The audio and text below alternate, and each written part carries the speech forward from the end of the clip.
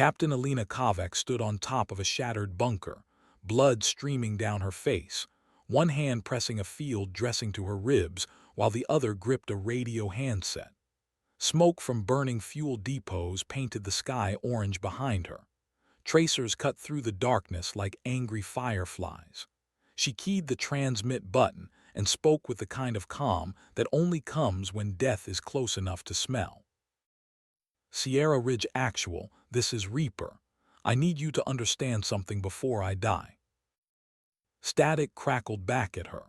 Somewhere in that static was Colonel Marcus Voss, the man who had given her an order 3 years ago that she still carried like a stone in her chest.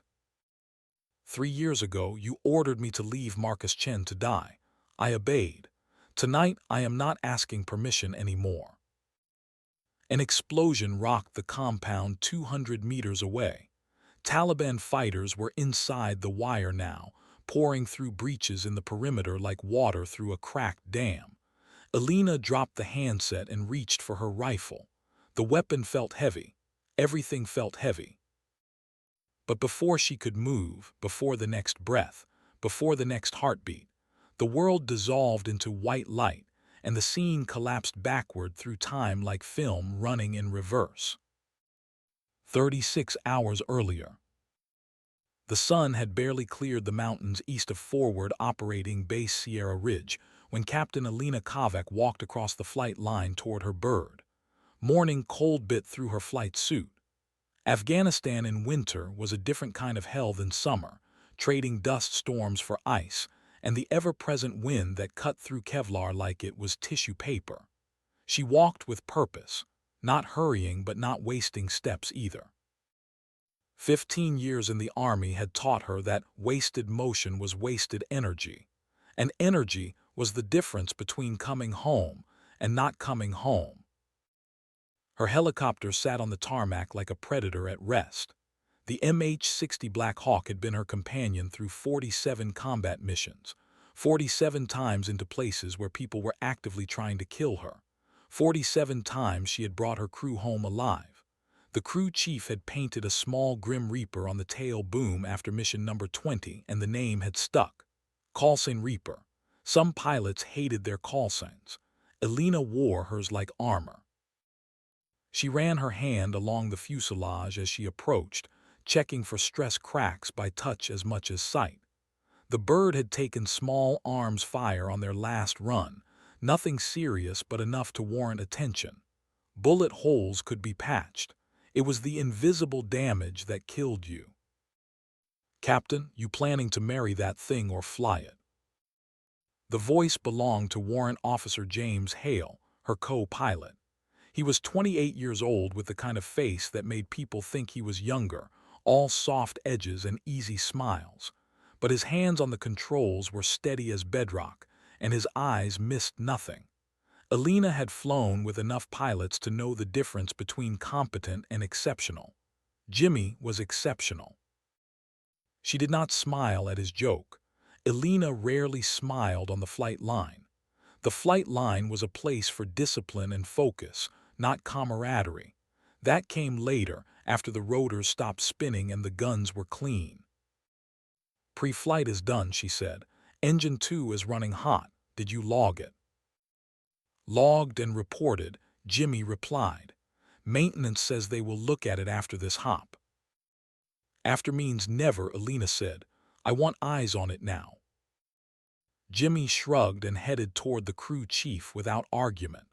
He had learned early in their partnership that when Captain Kovac wanted something, debating was a waste of breath. She was not cruel about it, never raised her voice, never threw rank around like a club.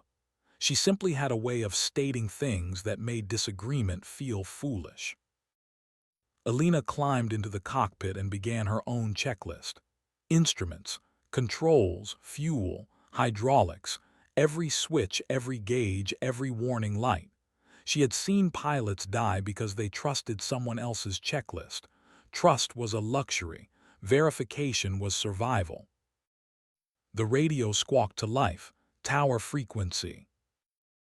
Nighthawk 7, this is Sierra Ridge Tower.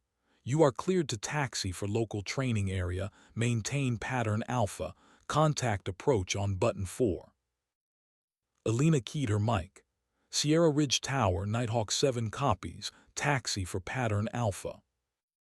She went through the start sequence with the kind of smooth efficiency that came from 10,000 hours in the seat.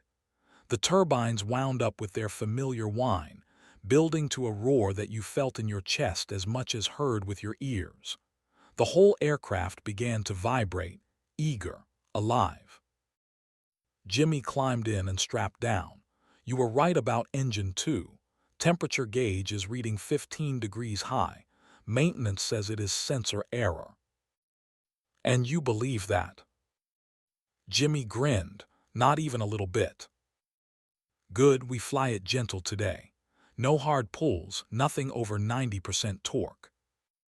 The training flight was supposed to be routine. Up to the northern training area, practice some approaches, run the crew through emergency procedures, back before lunch. Routine was good. Routine meant nobody died. But routine also made you complacent, and complacency was the thing that turned routine into catastrophe. They lifted off smooth, the Black Hawk rising into a hover with barely a shudder. Elena scanned the gauges one more time, then eased the cyclic forward and climbed away from the base. Below them, Sierra Ridge spread out like a collection of Lego blocks dropped in the dirt. Rows of plywood be huts, concrete bunkers, razor wire perimeters, guard towers. Home for 3,000 American soldiers trying to bring order to a place that had been at war since before their grandparents were born.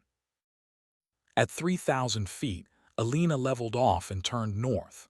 The Hindu Kush mountains rose in jagged peaks ahead of them, snow-covered and brutal. Beautiful in the way that a knife blade is beautiful, deadly if you did not respect it. Jimmy was quiet for a few minutes, hands light on his own controls, following her inputs to learn the feel. Then he spoke, voice careful. "Can I ask you something?" Elena did not look at him. She kept her eyes on the horizon, on the instruments, on the sky. Depends what you are asking. Marcus Chen. Her hands tightened on the controls, just slightly, just enough that someone watching closely would notice. Jimmy was watching closely. "What about him?" she said. Not a question, a wall. Jimmy hesitated. "You knew him before." "Before he died, you mean?" "Yes." Elena flew in silence for 10 seconds, 15, 20. The turbines hummed. The rotors beat the air into submission. Finally she spoke. "Lieutenant Marcus Chen was a good officer and a good man. He died because I followed orders. Is there a point to this conversation, Mr. Hale, or are you just filling air?" Jimmy flinched at the formality. When she called him Mr. Hale instead of Jimmy, it meant he had stepped on a landmine. "No point," he said quietly. "Sorry." They flew the rest of the approach pattern without speaking. Elena put the Black Hawk through its paces with the kind of precision that looked effortless but required absolute concentration. She flew the way a surgeon operated, every movement deliberate, every correction minimal. Jimmy watched and learned and kept his mouth shut. At one point she simulated an engine failure at 40 feet, chopping power and entering auto-rotation so smoothly that the rate of descent barely changed. She flared hard at the last second, trading forward speed for lift, and set the skids on the ground with a kiss that would not have cracked an egg. "Jesus," Jimmy breathed. "How did you do that?" "Practice," Elena said, "and fear." Fear. Fear of dying badly. Fear is useful if you do not let it control you. The moment you stop being afraid is the moment you get sloppy. She pulled collective and lifted off again, climbing back to pattern altitude. But as she turned downwind, the radio came alive with a voice that did not belong to the tower. All stations, this is Sierra Ridge Actual with flash traffic. Emergency. I say again, emergency." Elena and Jimmy exchanged glances. Sierra Ridge Actual was Colonel Marcus Voss, the base commander. He did not get on the radio for drills. Task Force Reaper is under heavy contact at Grid November Kilo 7150. Enemy strength estimated 2,000 plus. They are requesting immediate air support. All available air assets report to TOC immediately for tasking. Elena banked the Black Hawk hard, turning back toward base without thinking. Jimmy was already switching frequencies, getting them onto the tactical net. Within seconds they could hear the chaos. Voices overlapping, radio discipline breaking down, someone screaming for medevac, someone else calling artillery coordinates, and underneath it all, the unmistakable sound of heavy machine gun fire close enough to the microphone that you could hear individual rounds. Jimmy listened with growing horror. His face went pale. "Holy God," he whispered, "they are getting chewed up." Elena said nothing. She pushed the throttles forward, engine temperature be damned, and dove for the deck. The Black Hawk accelerated, vibration increasing, the whole aircraft straining. Numbers on the airspeed indicator climbed past never-exceed velocities. She did not care. They covered the 15 kilometers back to Sierra Ridge in under 6 minutes. Elena brought the bird in fast and hard, flaring late, and slamming the skids down hard enough to compress the landing gear struts to their limits. She was out of her seat before the rotors stopped turning. The Tactical Operations Center was controlled chaos. Officers clustered around map tables covered in acetate and grease pencil marks. Radio operators worked multiple frequencies simultaneously. Computer screens showed drone feeds and satellite imagery. And at the center of it all stood Colonel Marcus Voss. He was 58 years old with more gray hair than black and a face that had seen too many young men die. He wore his rank with the quiet authority of someone who had earned it the hard way, one deployment at a time, one hard decision at a time. On his chest was a Medal of Honor ribbon, faded and worn. He never talked about how he earned it. Men who wore that ribbon never did. Elena pushed through the crowd until she was standing in front of him. "Sir, Nighthawk 7 ready for tasking." Voss looked at her. His eyes were the color of slate and just as hard. "Captain Kovac, good. I need every pilot we have." He turned to the map. His finger jabbed at a grid square 15 kilometers to the east. Task Force Reaper, 340 soldiers. They were running a reconnaissance patrol through this valley when they walked into a prepared ambush. Taliban had been waiting for them. 2,000 fighters, maybe more, heavy weapons. They have got anti-aircraft batteries set up here, here, and here. His finger moved across the map, marking positions. "We have already lost 2 Apache and 1 Black Hawk trying to get in. The AA network is too thick. SA-24 MA and PADS, ZU-23 autocannons, and small arms fire heavy enough to shred anything that gets close." "What is the plan, sir?" Elena asked. Voss straightened. "The plan is we wait for fast movers to suppress the AA sites. F-16s are being diverted from another sector. ETA 90 minutes. 90 minutes. The words came out harder than Elena intended. She saw several officers turn to look at her. She did not care. "Sir, with respect, do they have 90 minutes? Voss met her eyes. His expression was unreadable. "No, Captain. They do not. Current estimates suggest they will be overrun in 30 to 40 minutes, but I am not going to throw more aircraft and crews into a meat grinder just to turn one catastrophe into 2. Someone behind Elena spoke up. It was Major Grant Briggs, the deputy commander. He was 45 with the build of someone who spent serious time in the gym and the look of someone who enjoyed being in charge. "The captain makes a fair point," Briggs said smoothly, "but Colonel Voss is correct. We cannot risk more assets until we have suppression. We have already lost too many birds today. Elena turned to face him. And how many soldiers is too many to lose, sir? Briggs smiled. It was not a warm smile. That is not your decision to make, Captain. That is why we have commanding officers. Before Elena could respond, a new voice cut through the room. Young, female, urgent. Sir, I have something. Lieutenant Rachel Santos pushed her way to the front. She was the intelligence officer, 26 years old and sharp as a blade. She carried a laptop and her hands were shaking slightly. Voss turned to her. What have you got, Lieutenant? Santos set the laptop on the map table and turned it so everyone could see. Intercepted Taliban communications, sir. We have been monitoring their tactical frequencies. They are not planning to assault Reaper's position. What? Santos pulled up a translation. They are planning to let them call for helicopter extraction, then shoot down the birds when they come in. After that, they will finish off the ground troops. They are using our people as bait, sir. The room went silent.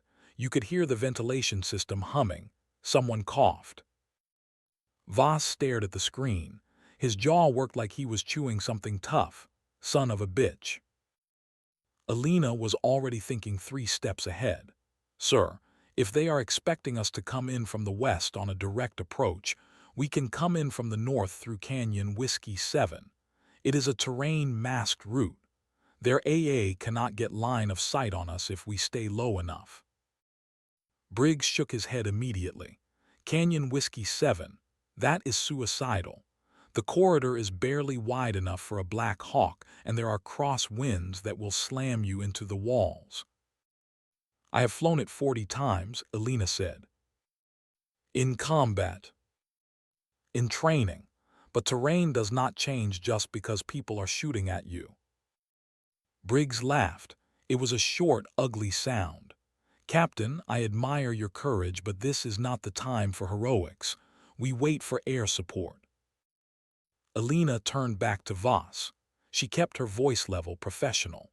Sir, 3 years ago you gave me an order to stand down when Lieutenant Chen's unit was in contact. I obeyed that order. Marcus Chen died.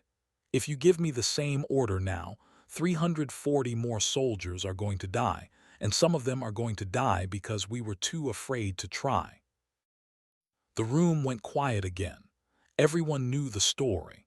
Everyone knew that Marcus Chen had bled out waiting for a medevac that never came because the airspace was too hot. Everyone knew that Captain Kovac had been the pilot grounded by direct order. Voss stared at her for a long time. When he spoke, his voice was soft. Captain Kovac, I cannot authorize this mission. The risk is too high. Elena nodded slowly. Understood, sir. She turned and walked toward the exit. Behind her, she heard Briggs say something to Voss, but she was not listening anymore. Her mind was already moving to the next step. Sometimes the choice between following orders and doing what was right was measured in the lives of soldiers who needed someone brave enough to bring them home. Jimmy was waiting by the Black Hawk when she got back to the flight line. He took one look at her face and knew. They said no. They said the risk is too high, Elena corrected. Jimmy was quiet for a moment, then carefully, so what are we doing? Elena looked at her helicopter. 47 missions. 47 times she had brought people home. She thought about Marcus Chen, dying in the dirt because she had followed orders. She thought about 340 soldiers dying right now because she might follow orders again. We are going to go get them, she said. Jimmy swallowed hard. That is a court-martial. Probably. We will lose our wings. Probably. We might die. Elena looked at him. Her eyes were the color of winter sky. Definitely might die. So if you want to walk away, now is the time. I will not think less of you. Jimmy stood there for 5 full seconds. Then he climbed into the co-pilot seat and started strapping in. Marcus Chen pulled my squad out of an ambush in Helmand Province 4 years ago, he said quietly. I owe him. And if there is even a chance that one of those 340 people is someone like him, someone worth saving, then I am going. Elena felt something in her chest that might have been pride or might have been grief. Hard to tell the difference sometimes. The crew chief appeared from behind the aircraft. Staff Sergeant Maria Torres was 35 with 12 years of service and 3 kids back home in Texas. She had kind eyes and hands that could field strip a machine gun blindfolded. Captain, she said, I am coming too. Elena started to argue, but Maria cut her off. Marcus Chen saved my life twice in Helmand. I owe him a debt I can never repay, but maybe I can pay it forward. The door gunner was the last to arrive. Specialist David Park, 22 years old, Korean-American kid from Los Angeles on his first deployment. He looked terrified, but he climbed aboard anyway. I do not have a noble reason, he admitted. I am just too scared to say no to you, ma am. Elena almost smiled. Almost. Fear is honest. I will take honest over brave any day. She climbed into the cockpit and began the start sequence. The turbines spooled up, their whine building to a scream. The whole aircraft shuddered with barely contained energy. Jimmy ran through the checklist with her, both of them working with the efficiency of long practice. When they were ready, Elena keyed the radio. Sierra Ridge Tower, Nighthawk 7 requesting taxi for local training flight. There was a pause. Then the tower controller, clearly confused. Nighthawk 7, I show you just landed from training. Confirm request. Affirmative tower. Need to run some additional crew drills. Request taxi to pad 3. Another pause. Then, Roger Nighthawk 7, taxi to pad 3, contact ground on button 2. They taxied out. The Black Hawk rolled across the tarmac, ungainly on the ground, waiting to be released into its natural element. Elena went through the final checks. Everything green, everything ready. Sierra Ridge Tower, Nighthawk 7 ready for departure. Nighthawk 7, winds 270 at 12, cleared for departure, maintain training area boundaries. Contact approach on button 4. Elena pulled collective. The Black Hawk lifted into a hover, smooth and steady. She let it hang there for 3 seconds, feeling the air, feeling the machine. Then she eased the cyclic forward and they began to climb. For the first 4 minutes it looked like a normal training flight. They climbed to 3,000 feet and turned east, following the standard departure route. The radio chattered with normal traffic. Nobody suspected anything. Then Elena banked north and pushed the nose down, accelerating hard. The tower came alive immediately. Nighthawk 7, you are deviating from assigned training area. Correct your heading immediately.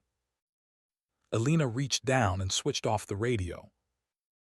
Jimmy looked at her. Now we are committed. Now we are committed, she agreed.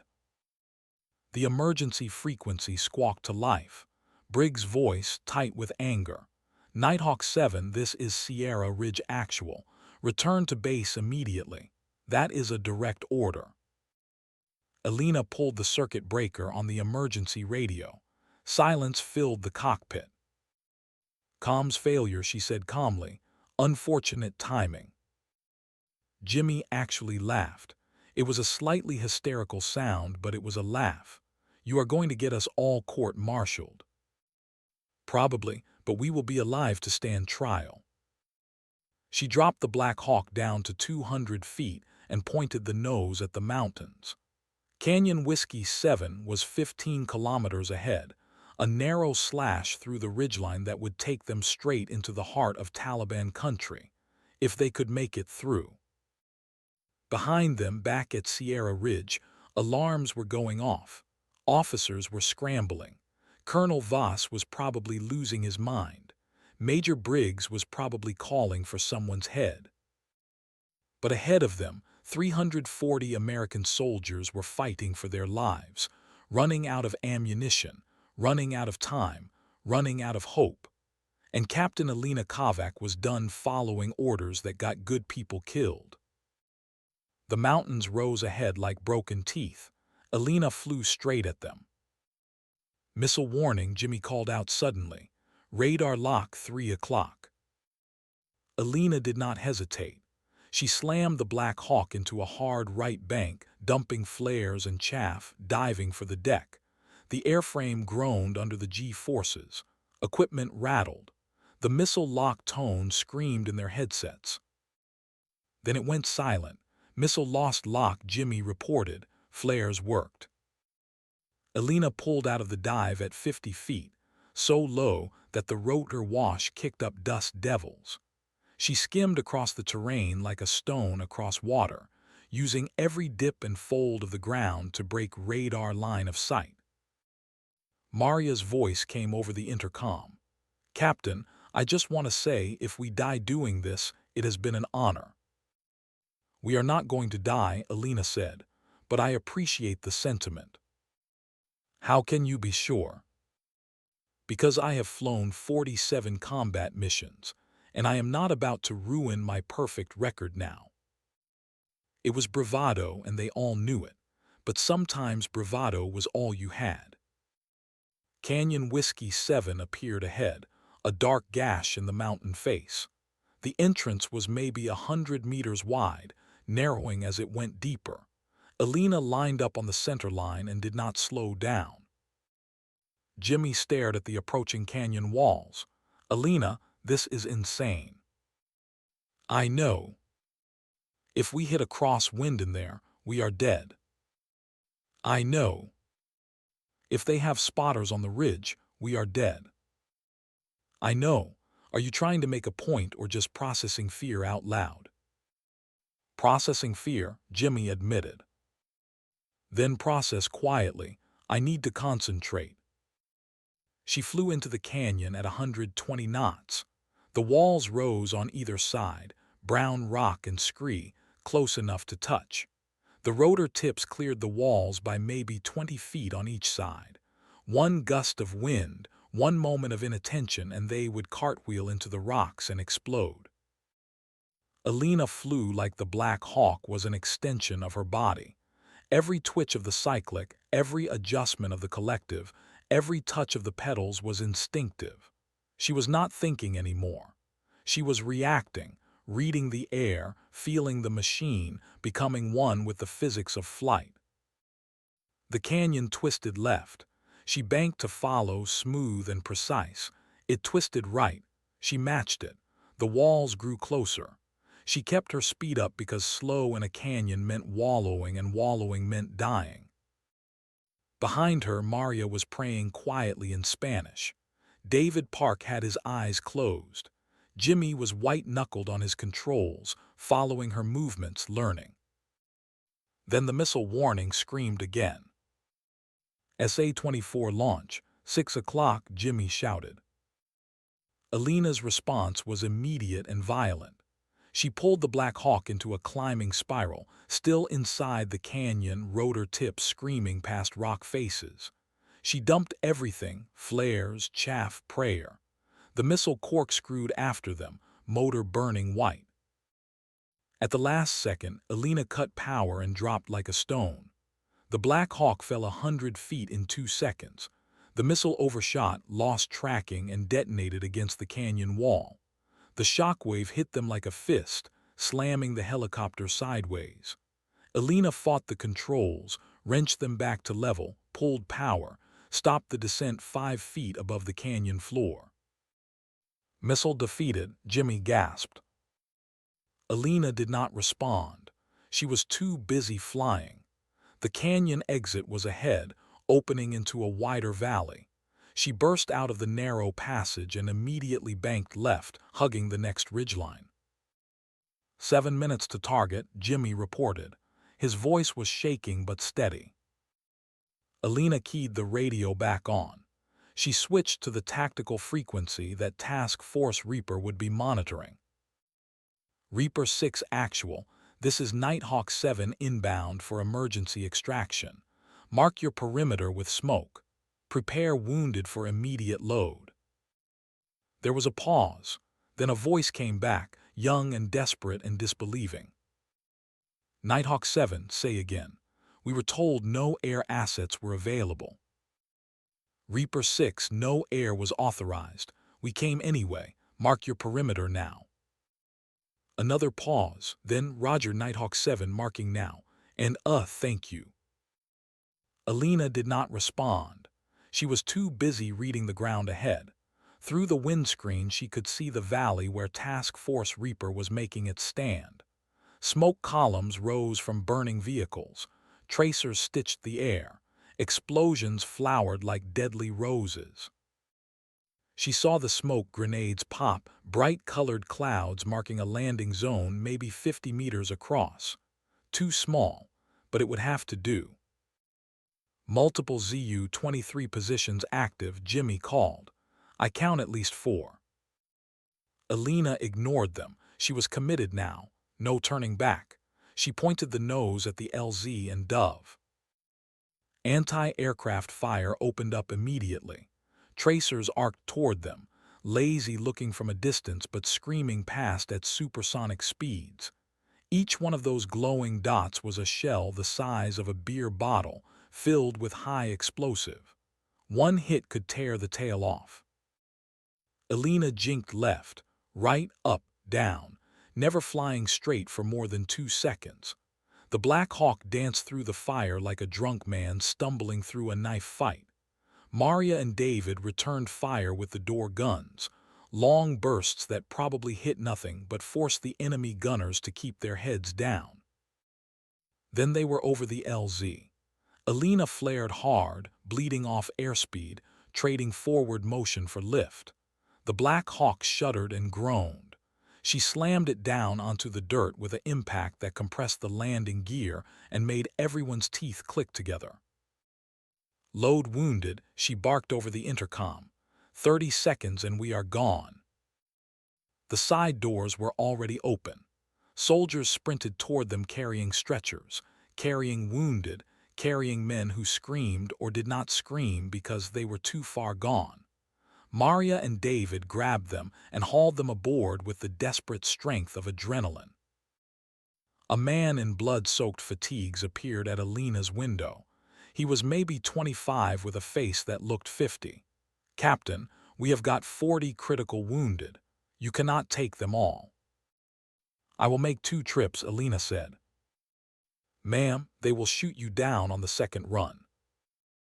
Then I will make it fast. The man stared at her. Then he nodded and ran back toward the perimeter. Jimmy was counting under his breath. 20 seconds, 25, 30. We are full, Maria shouted. 15 wounded aboard. Elena pulled collective before Maria finished speaking. The overloaded Black Hawk struggled into the air, heavy and sluggish. Warning lights flashed. The engine temperature gauge was deep in the red. Somewhere in the transmission, metal was grinding against metal in ways it was never designed to do. But they were airborne. That was all that mattered. She turned west and poured on power. Behind them, the Taliban gunners opened up again, pouring fire into the sky.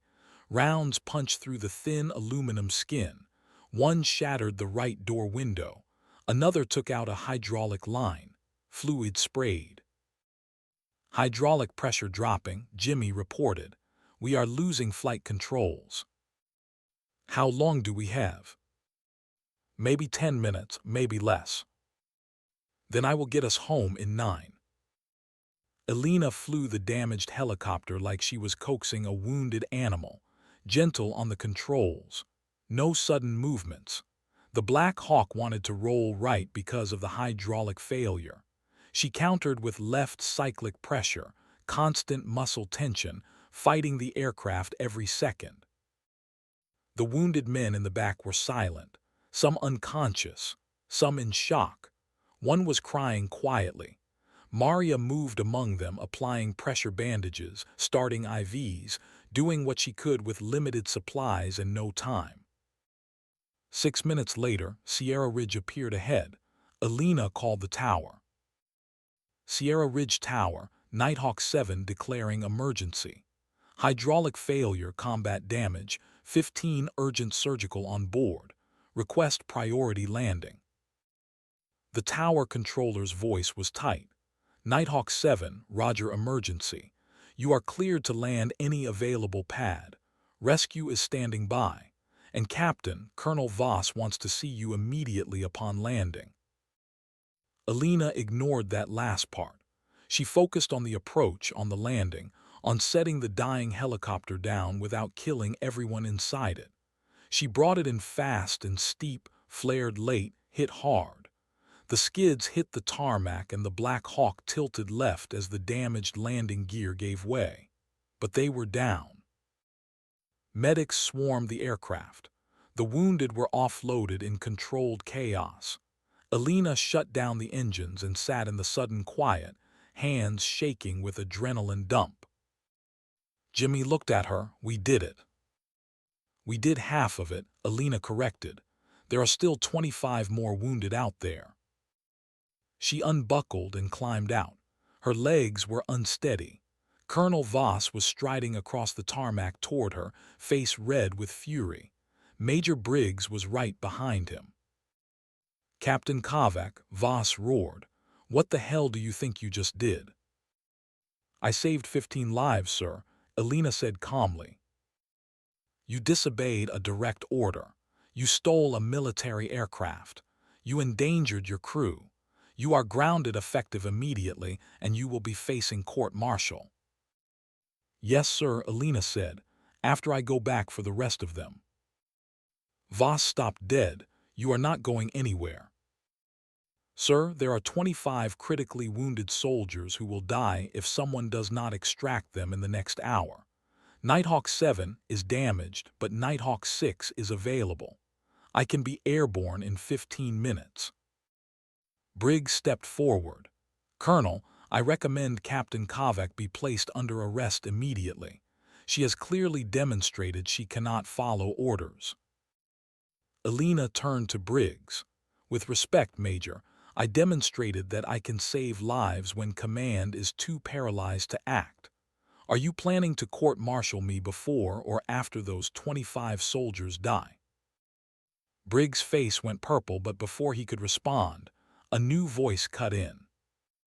Stand down, everyone. Lieutenant Santos pushed through the crowd. She was holding her laptop and her face was white. Colonel Voss, sir, I need to show you something, right now. This better be important, Lieutenant Voss growled. Santos opened the laptop and turned it so Voss could see. Sir, I have been analyzing the intercepts from today's ambush. The Taliban fighters were receiving tactical direction from someone using the call sign Talon. American voice, American tactical terminology, perfect coordination with their ground forces.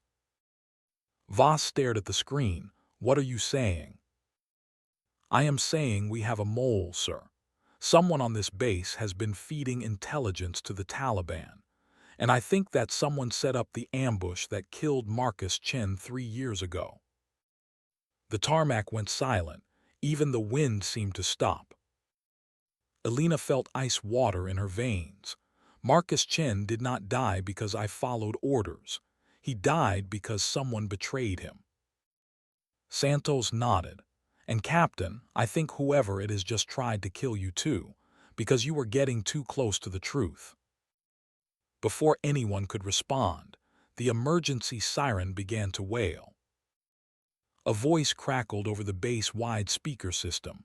All personnel take cover. Incoming rocket attack. This is not a drill. Everyone scattered. Elena sprinted for the nearest bunker, but she was too far away. She saw the contrail in the sky, arcing down toward the flight line, toward her. Time slowed. The rocket grew larger. Elena knew she was not going to make it. Then someone hit her from behind, driving her to the ground. She felt the impact, felt the breath driven from her lungs. The rocket struck 30 meters away, and the world exploded into fire and noise and darkness. When her vision cleared, she was on her back staring at the sky. Someone was lying on top of her, someone who had tackled her out of the blast radius. She shoved the body off and rolled over. It was Jimmy. His eyes were open, staring at nothing. Blood pooled beneath his head. "No," Elena whispered. "No, no, no." She pressed her fingers to his neck, searching for a pulse. Found nothing.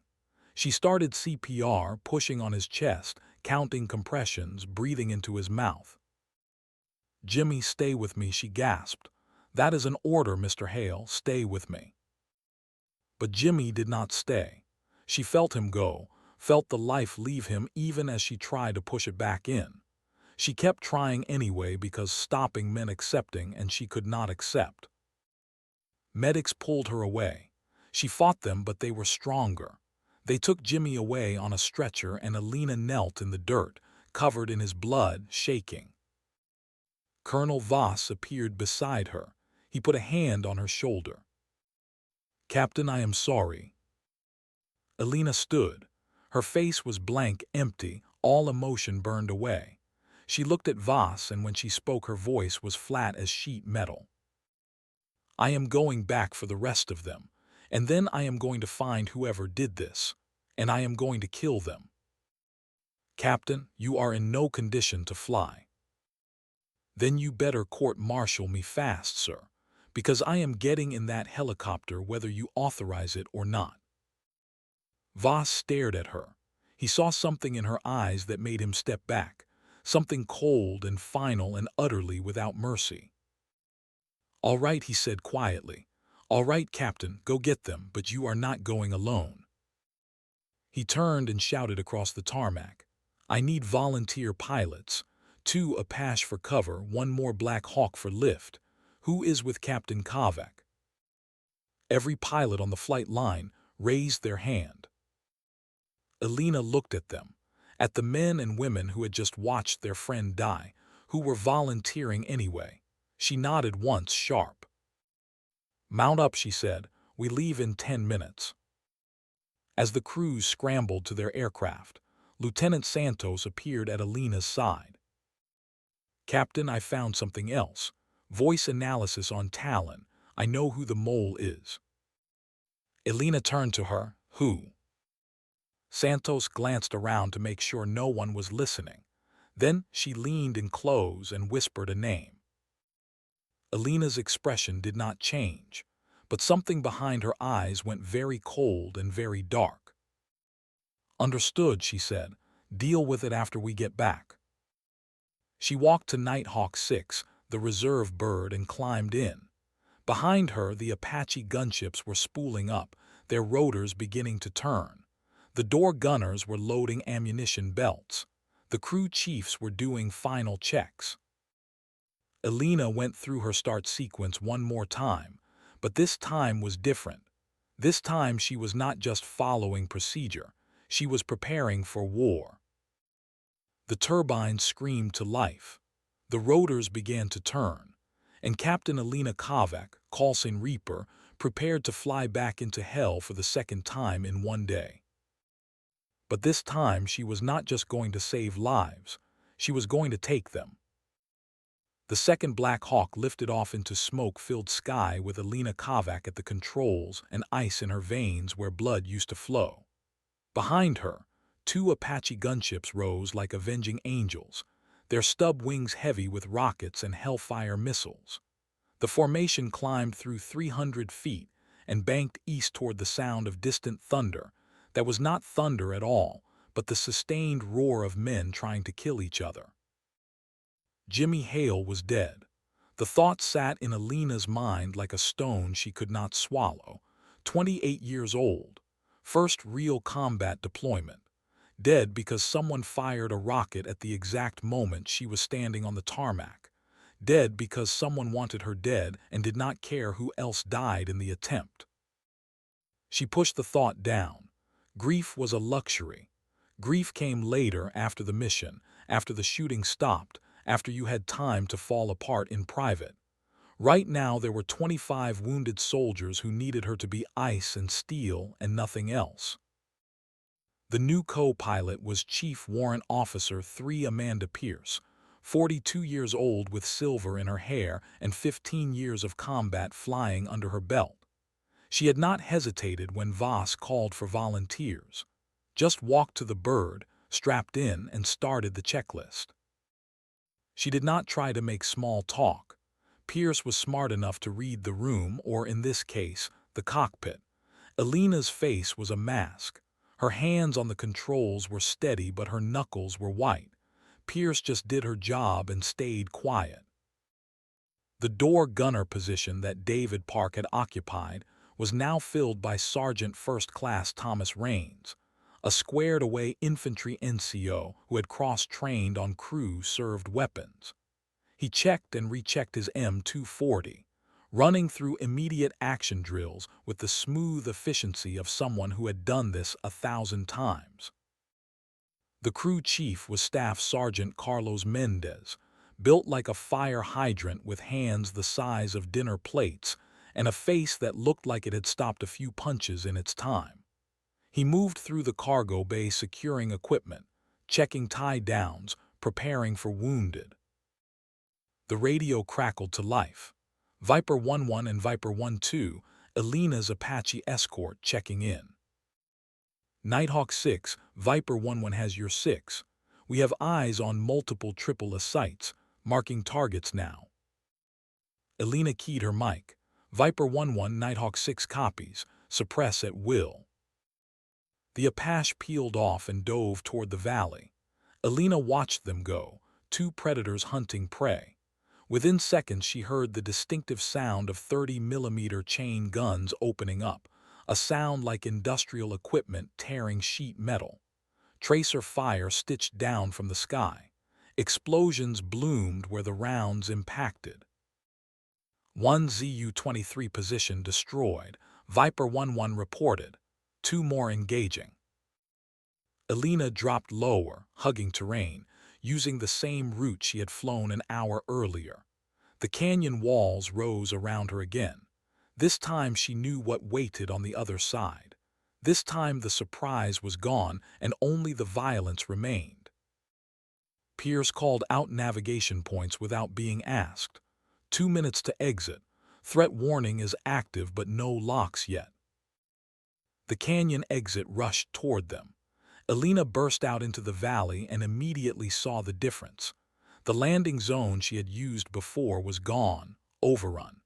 Taliban fighters swarmed through it like ants. The American perimeter had contracted, pulled back to a smaller circle maybe 30 meters across. She keyed the tactical frequency. Reaper 6 actual, Nighthawk 6 inbound. What is your status? The voice that came back was different from before. Older, harder. This is Reaper 6. Previous actual is KIA.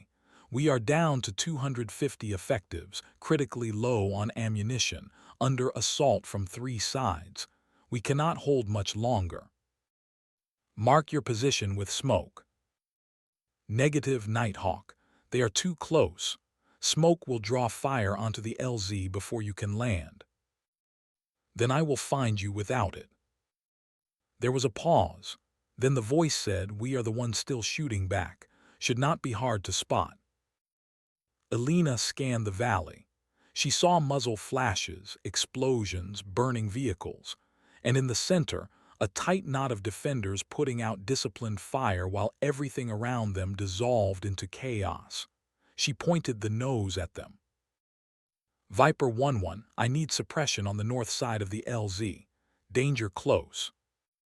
Roger, danger close. Vipers are in hot.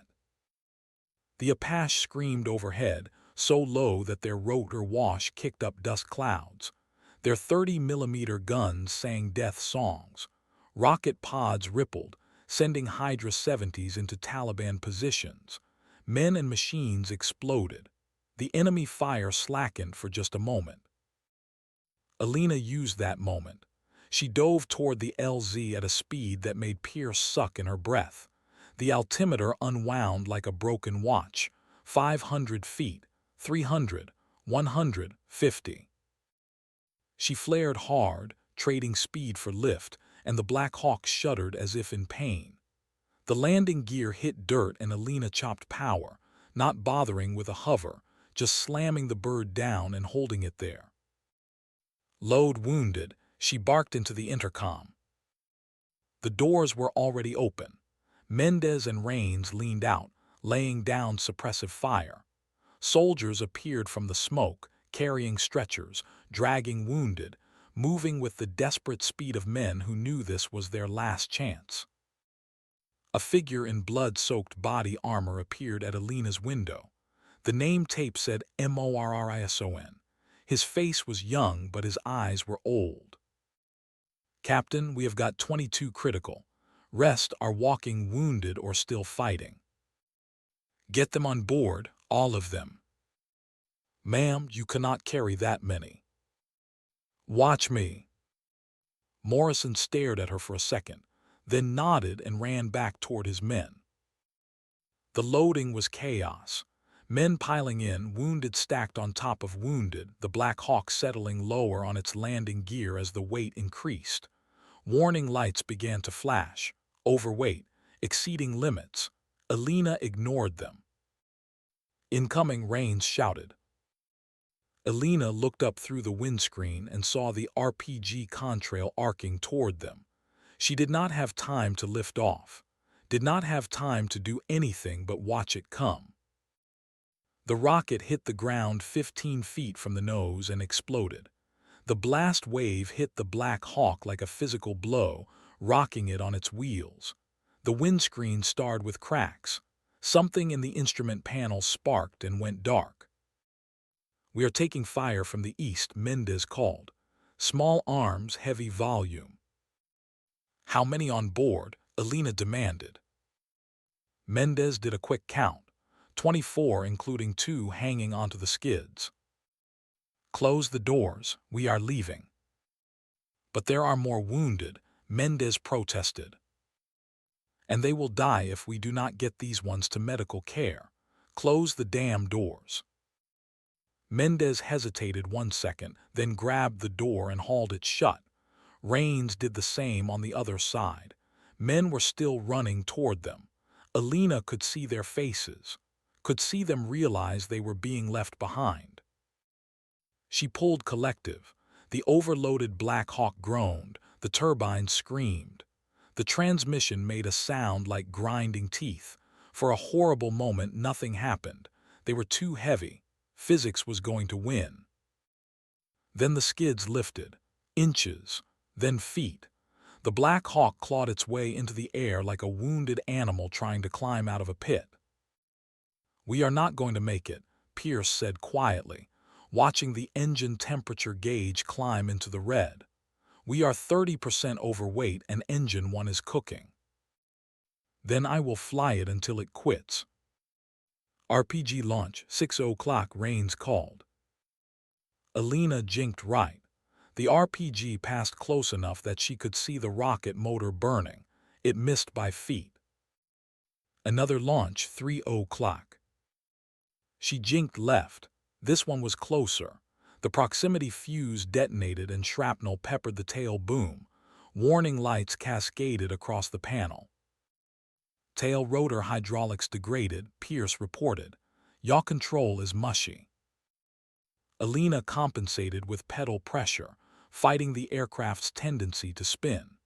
Every muscle in her legs burned with the effort of holding the nose straight. The Apache were still out there, still fighting, trying to draw fire away from the lumbering transport. Elena heard Viper 1-1 call out kills, heard Viper 1-2 report battle damage, heard the professional calm in their voices start to crack as the situation deteriorated. She pointed the Black Hawk west and flew it like her life depended on it, because it did, because 24 lives depended on it. The flight back to Sierra Ridge took 12 minutes that felt like 12 hours. The overheated engine started losing power at minute 5. The degraded tail rotor began vibrating at minute 7. At minute 9, the low rotor RPM warning started beeping, a sound that meant they were seconds away from losing lift entirely. Elena nursed it, coaxed it, flew with a delicacy that seemed impossible given the violence of the last hour. She talked to the helicopter in her mind, pleading with it to hold together just a little longer, just long enough. Sierra Ridge appeared ahead. She called the tower but got no response. Called again, nothing. Pierce switched frequencies, tried the emergency channel. Still nothing. "Something is wrong," Pierce said. Elena looked at the base as they approached. Smoke rose from multiple points. She could see fire, could see people running. What the hell happened while we were gone? She did not have time to figure it out. The engine 1 fire warning lit up. Actual fire this time, not just overheating. "Engine fire," Pierce called, reaching for the fire suppression trigger. Elena grabbed her wrist. "Not yet, we need the power to land. If we wait, the fire could spread to the fuel system. Then I will land in the next 30 seconds. Elena aimed for the nearest clear space, which happened to be the middle of the main road through the base. She did not care about regulations or proper landing pads. She cared about getting 24 wounded soldiers on the ground before her aircraft turned into a fireball. She came in fast and steep, flared late, and hit hard enough to blow out 2 of the landing gear struts. The Black Hawk tilted at an ugly angle, but it was down, and the rotors were still turning. "Fire suppression now," she ordered. Pierce pulled the trigger. Halon flooded the engine compartment. The fire warning light went out. "Everybody out," Mendez shouted in the back. "Move, move, move." The wounded were unloaded in a frenzy. Medics appeared from somewhere and started triaging. Elena shut down the dying engines and sat in sudden silence broken only by the ticking of cooling metal. Pierce looked at her. "That was some flying, Captain." Elena unbuckled without responding. She climbed out of the cockpit and stepped onto the tarmac, and her legs almost gave out. She had been holding tension for so long that her muscles had forgotten how to relax. Someone grabbed her arm. It was Lieutenant Santos, the intelligence officer. Her face was pale and there was blood on her sleeve. "Captain, we have a situation." "I noticed what happened. Rocket attack hit the command center while you were gone. Colonel Voss is wounded. Major Briggs is dead. Half the senior staff is casualties." Elena processed that. "Briggs is dead." "Killed instantly. Rocket came through the roof of the TOC." "Where is Voss?" "Medical facility. He is asking for you." Elena started walking. Her body wanted to collapse, but her will kept it moving. Santos kept pace beside her. "Captain, there is something else. Something you need to know." "What?" "The voice analysis I ran. The one that identified Talon. I know who it is." "You told me that before I took off. Who?" Santos glanced around to make sure no one was listening. Then she stopped walking and turned to face Elena directly. "It was not Briggs." "What?" "Briggs was not the mole. The voice analysis matched someone else, someone still alive." Santos opened her laptop and pulled up a waveform comparison. 2 audio tracks, one from the Taliban intercepts, one from a recording of American radio traffic. The patterns matched with 96% certainty. "Who is it?" Elena said. Not a question, a demand. Santos pointed to the name on the screen. Elena stared at it, felt something cold settle in her stomach. "That is not possible. It is not just voice match. I have been digging into financial records, cross-referencing deployment dates with enemy attack patterns, looking at who had access to intelligence before each ambush. It all points to the same person. Elena looked up from the screen. Where is this person now? I do not know. I lost track during the rocket attack. Find them, and when you do not approach them alone. They have already killed too many people. Santos nodded and hurried off. Elena continued toward the medical facility, her mind racing. If Santos was right, if the voice analysis was correct, then everything she thought she knew about the last 3 years was wrong. Marcus Chen had not died because of bad luck or bad timing. He had died because someone he trusted had sold him out. The medical facility was organized chaos. Doctors and nurses moved between patients with the efficient urgency of combat medicine. Wounded soldiers lay on every available surface. The ones who could wait were in the hallway. The ones who could not wait were in surgery. Elena found Colonel Voss in a corner bed, his left shoulder heavily bandaged, an IV running into his arm. He looked older than he had that morning. Pain and blood loss had aged him 10 years in 10 hours. He saw Elena approaching and tried to sit up. A nurse pushed him back down. "Captain Kovac," he said. His voice was weak but clear. "You made it back." "Yes, sir. 24 more wounded evacuated." Voss closed his eyes briefly. "Good, that is good." Elena pulled up a chair and sat beside his bed. "Sir, what happened here?" Coordinated rocket attack on the command center. 6 rockets, all within 30 seconds. They knew exactly where to aim. Someone gave them targeting data. "Major Briggs." Voss shook his head. "Briggs was standing right next to me when it happened. He took the same blast I did. If he was the one feeding intel, he just killed himself in the process.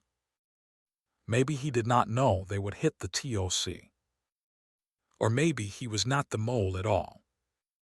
Elena leaned forward. "Sir, Santos ran voice analysis on the Taliban intercepts. She identified Talon."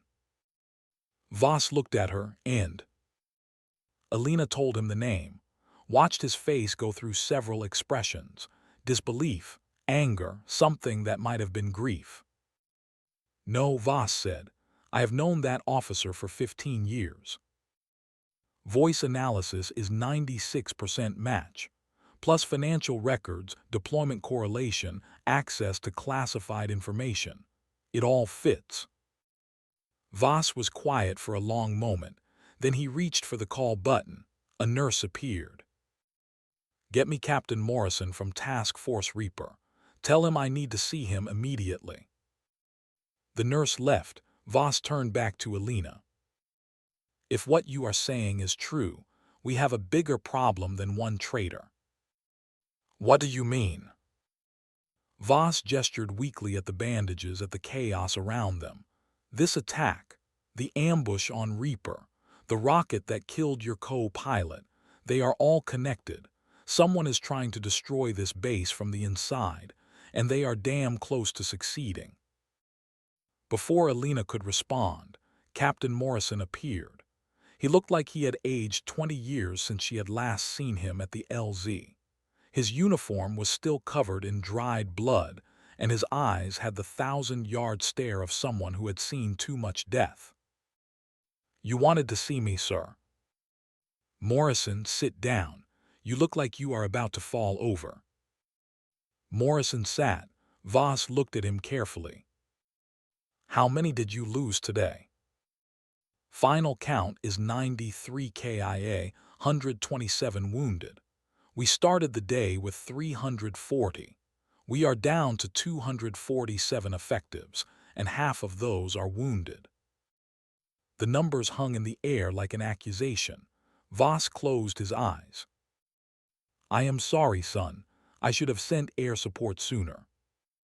"Sir, with respect, if Captain Kovac had not disobeyed your order, we would have lost everyone. She saved us." Elena spoke up. "Morrison, I need to ask you something. Who gave you the operations order for today's patrol?" Morrison looked confused by the question. Standard chain of command. We received patrol orders from brigade, confirmed by Major Briggs, executed by my co. Who was your co? Lieutenant Colonel Sarah Hendricks. She is dead now, killed in the first hour of the ambush. Before she died, did she say anything about the mission? Anything unusual? Morrison thought about it. She said the intel was solid. Enemy activity in our patrol sector was supposed to be minimal. She seemed confident. Who provided that intel? I do not know. That would have come from Brigade S2 shop. Elena and Voss exchanged glances. The S2 shop, intelligence section, where Santos worked, where the mole would have access to every operation, every patrol route, every movement order. Morrison, Elena said carefully, I need you to think. In the weeks before today, did anyone ask you unusual questions about your unit? Request information that seemed odd? Morrison frowned. Actually, yes. About a week ago, someone from Brigade asked me to update our roster, equipment status, and training calendar. Said it was for a readiness inspection. Who asked? Morrison told her the name. The same name Santos had identified. The same name on the voice analysis. Elena stood. Colonel Voss, I need your permission to make an arrest. Voss looked at her. You have evidence. Voice analysis, financial records, and now testimony that the suspect was collecting intelligence on Task Force Reaper a week before the ambush. That is enough for detention and investigation. Voss nodded slowly. Do it. But Captain, be careful. If this person has been feeding intel to Taliban for years, they are dangerous and they are connected. They will not go quietly. I am counting on it, Elena said. She left the medical facility and found Santos waiting outside. Did you find our suspect? Santos nodded. South compound near the ammunition bunkers. Alone. Perfect, get Morrison and 2 MPs. We do this by the book. Captain, if this person realizes we are coming, they might run. Or worse. Then we move fast. 10 minutes later, Elena was walking across the base toward the south compound with Morrison, Santos, and 2 military police sergeants behind her. The sun was setting, painting the smoke-filled sky orange and red. Shadows were long. The base was still in lockdown from the rocket attack, perfect conditions for someone to disappear. They found their target exactly where Santos had said, standing near a blast barrier, looking at something on a tablet. The officer looked up as they approached and smiled. Captain Kovac, hell of a day. Elena kept walking until she was 10 feet away. Then she stopped. Morrison and the MP spread out, flanking. It was, Elena agreed. Lost a good man today. I heard about Warrant Officer Hale. I am sorry. He seemed like a solid pilot. He was. Someone fired a rocket at the exact moment I was standing on the tarmac.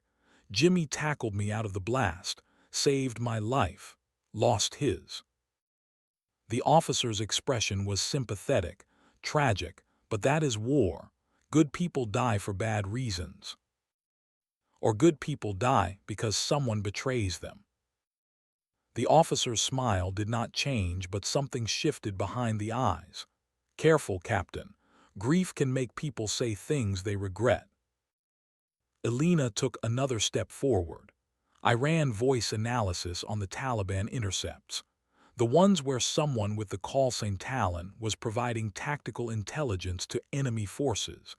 96% matched to your voice. The officer laughed. That is absurd. Voice analysis is notoriously unreliable. Financial records show wire transfers from a shell company in Dubai.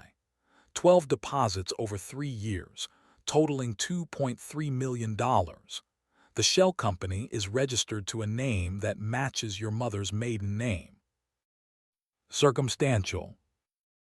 You requested updated roster and equipment information from Task Force Reaper 1 week before they walked into an ambush. That ambush was coordinated with precision that required inside information. Doing my job. Marcus Chen was investigating financial irregularities 3 years ago.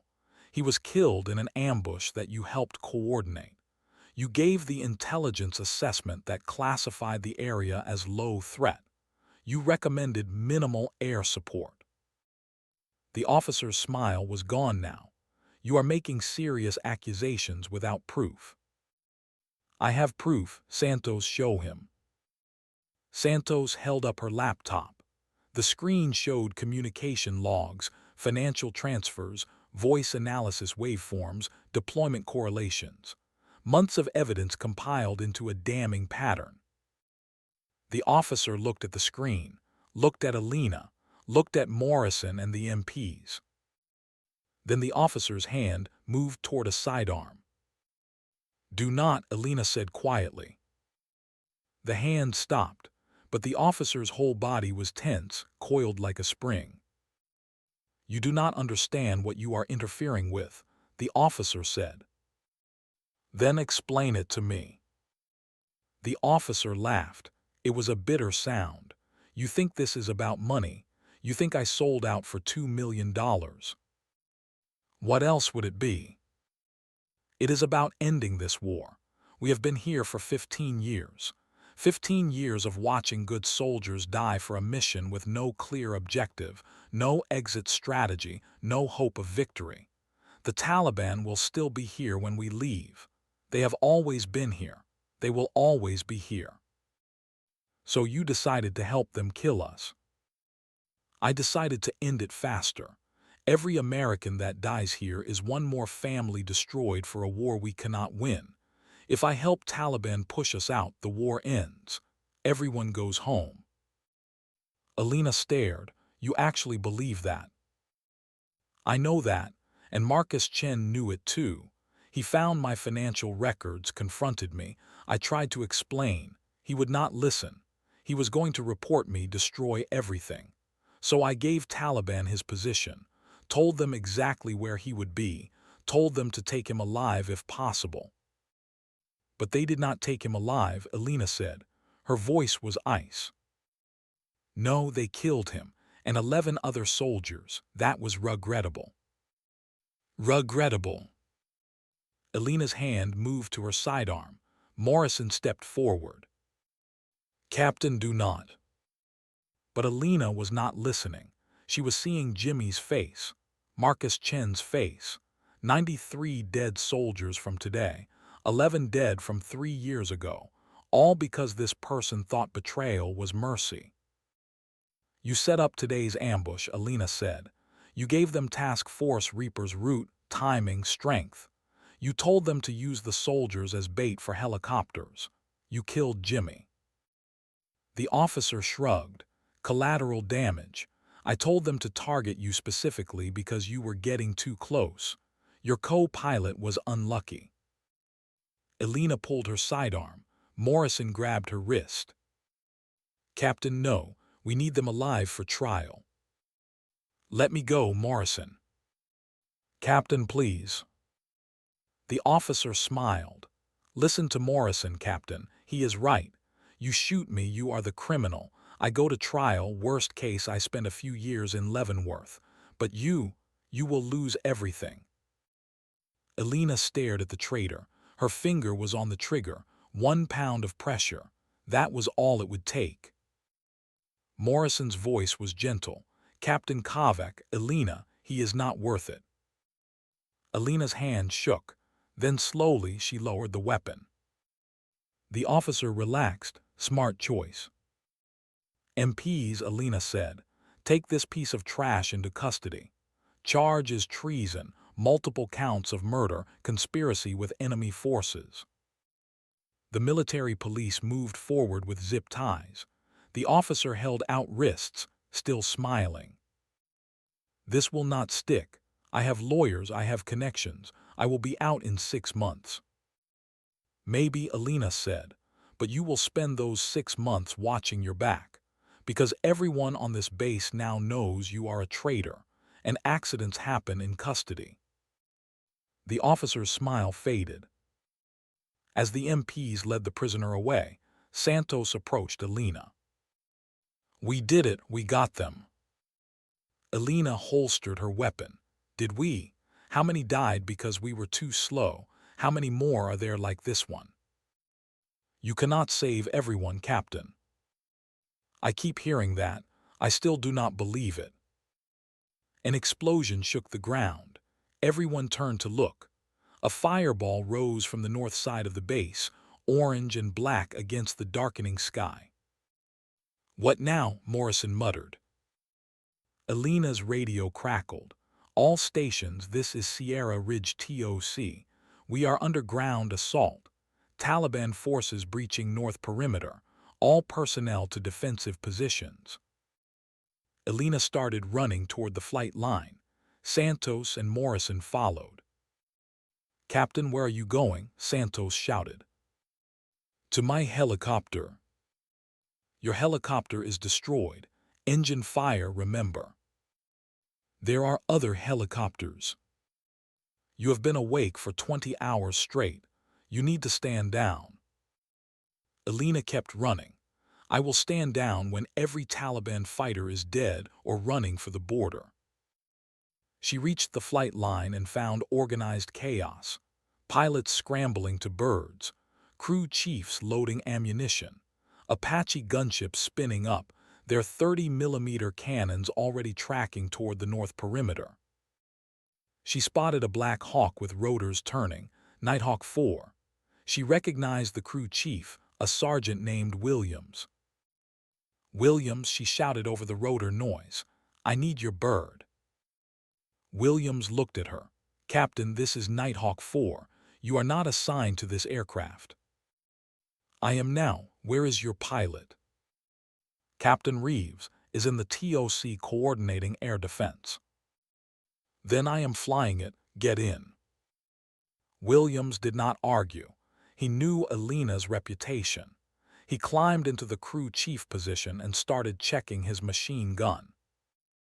Elena climbed into the pilot seat. The instruments were different from her usual bird, but helicopters were helicopters. She scanned the gauges. Everything green. She checked the weapons systems. 2-door guns, full ammunition.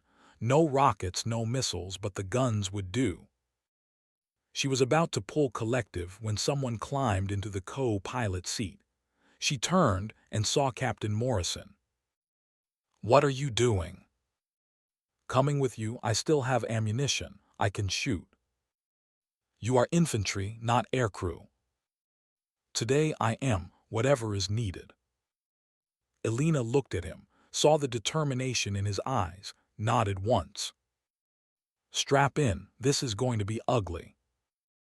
She pulled collective and Nighthawk 4 leaped into the air. Below them, the north perimeter was a scene from hell. Taliban fighters were pouring through a breach in the wire. American soldiers were falling back, fighting from building to building. Tracers crossed the darkness in both directions. Explosions flowered. Elena keyed the radio. "All aircraft, this is Nighthawk 4. I am engaging targets at the north breach. Apache, set up a gun line and hit anything that comes through the wire." The Apache acknowledged and moved into position. Their 30mm cannons began to speak, each round a hammer blow from God. Taliban fighters disappeared in clouds of red mist. Elena brought the Black Hawk down low, maybe 40 feet, and flew parallel to the breach. Williams and Morrison opened up with the door guns, pouring fire into the enemy. Bullets sparked off the helicopter's armored belly, but nothing penetrated. She made 3 passes. Each time the enemy fire intensified. Each time she flew through it like she was invincible. Maybe she was. Maybe anger made you bulletproof. On the 4th pass, an RPG streaked up from the darkness. Elena saw it late, too late to dodge. She yanked the cyclic anyway, throwing the Black Hawk into a violent bank. The rocket missed the fuselage by inches, but the proximity fuse detonated. Shrapnel ripped through the tail boom. Every warning light on the panel lit up like a Christmas tree. Tail rotor damaged, Morrison called out, hydraulic pressure dropping. Elena fought the controls. The helicopter wanted to spin, but she held it steady with brute force and constant pedal inputs. How bad? Degraded but functional. We can fly but not for long. Then we finish this fast. She made 2 more gun runs, the damaged helicopter protesting with every maneuver. But American reinforcements were arriving now. Chinook's landing with fresh troops from Fob Python. The tide was turning. Elena pulled back from the fight and headed for the tarmac. The Black Hawk was shaking itself apart. She nursed it down, landing harder than she wanted but keeping it upright. Everyone out, she ordered. They climbed out into chaos. Taliban assault was being pushed back. American soldiers were retaking ground. The worst was over. Santos appeared from somewhere, running toward them. Captain Kovac, are you injured? Just my pride, and my helicopter. I keep breaking helicopters today. Better than them breaking you. Elena looked at the damaged bird. What is the status on our prisoner? Santos' face darkened. Gone. What do you mean, gone? During the attack, someone broke into the detention facility, killed the guards. Our traitor escaped. Elena felt cold rage settle over her. Who broke them out? Unknown, but Captain, there is more. I found something in the traitor's quarters. Communications equipment, encrypted radio. They were not working alone. How many more? I do not know, but this is bigger than one traitor. This is a network. Elena absorbed that. Then we find them all, starting now. Captain, you need medical attention. You need rest. I will rest when they are all in prison or dead. Show me what you found. They walked through the damaged base toward the traitor's quarters. Soldiers were everywhere, putting out fires, treating wounded, reinforcing positions. The cost of the day was written on every face. Santos led them to a small plywood building. Inside, the traitor's room had been tossed by someone searching. Papers scattered, computer smashed, but Santos had found something the searcher had missed. She pulled up a section of floorboard and removed a small hard drive. Encrypted, she said, but I can crack it. Give me a few hours. Do it. Morrison, find Colonel Voss. Tell him we need to lock down this entire base. No one in, no one out until we identify any other conspirators. Morrison nodded and left. Elena sat on the bunk and put her head in her hands. The exhaustion was catching up now. 20 hours of combat, 2 helicopter flights, 1 friend dead, 1 traitor escaped, and somewhere out there, more enemies wearing American uniforms. Santos sat beside her. Captain, I know you want to keep going, but you are running on fumes. At some point, your body will just shut down. Elena looked at her. How long to crack that encryption? 3 hours, maybe 4. Wake me when you have something. Elena lay back on the bunk, not bothering to remove her boots. Sleep came fast and hard, dragging her down into darkness where Jimmy Hale's face waited. She woke to Santos shaking her shoulder. Captain, I have something. Elena sat up. Her body was a collection of aches and pains. What time is it? 0400. You have been out for 3 hours. What did you find? Santos opened her laptop. The hard drive had a network diagram, names connected by lines, 14 people total. This is the conspiracy, Santos said. Our escaped traitor was not working alone. There are 13 other individuals involved, some active-duty military, some contractors, some local nationals we hired as interpreters and support staff. 13, Elena breathed. Santos highlighted one name in the center. This is the ringleader, the one who recruited the others, coordinated operations, managed the money. Elena stared at the name, felt something cold settle in her chest. I know that person. Everyone does, Santos said quietly. Brigadier General Daniel Reeves, Deputy Director of Defense Intelligence, currently assigned to the Pentagon. That is impossible. Reeves is one of the most decorated officers in the Army. Santos pulled up financial records, and also recipient of $8 million in wire transfers from a shell corporation linked to Taliban financial networks. The transfers started in 2012 and continued until last month. Why would a general betray his own country? Santos pulled up another file. This one was a letter, handwritten, scanned into digital format. This was on the hard drive, a manifesto of sorts. Reeves wrote it 3 years ago. He believed the war in Afghanistan was unwinnable, believed we were wasting lives for a failed policy. He thought if he could accelerate Taliban victories, force a political crisis, the U.S. would withdraw faster and save lives in the long run. Elena read the letter. The words were articulate, passionate, completely insane. Reeves had convinced himself that betrayal was patriotism, that killing Americans would ultimately save Americans. He recruited others who believed the same thing, Santos continued. Most were true believers like him. A few were just mercenaries who wanted the money.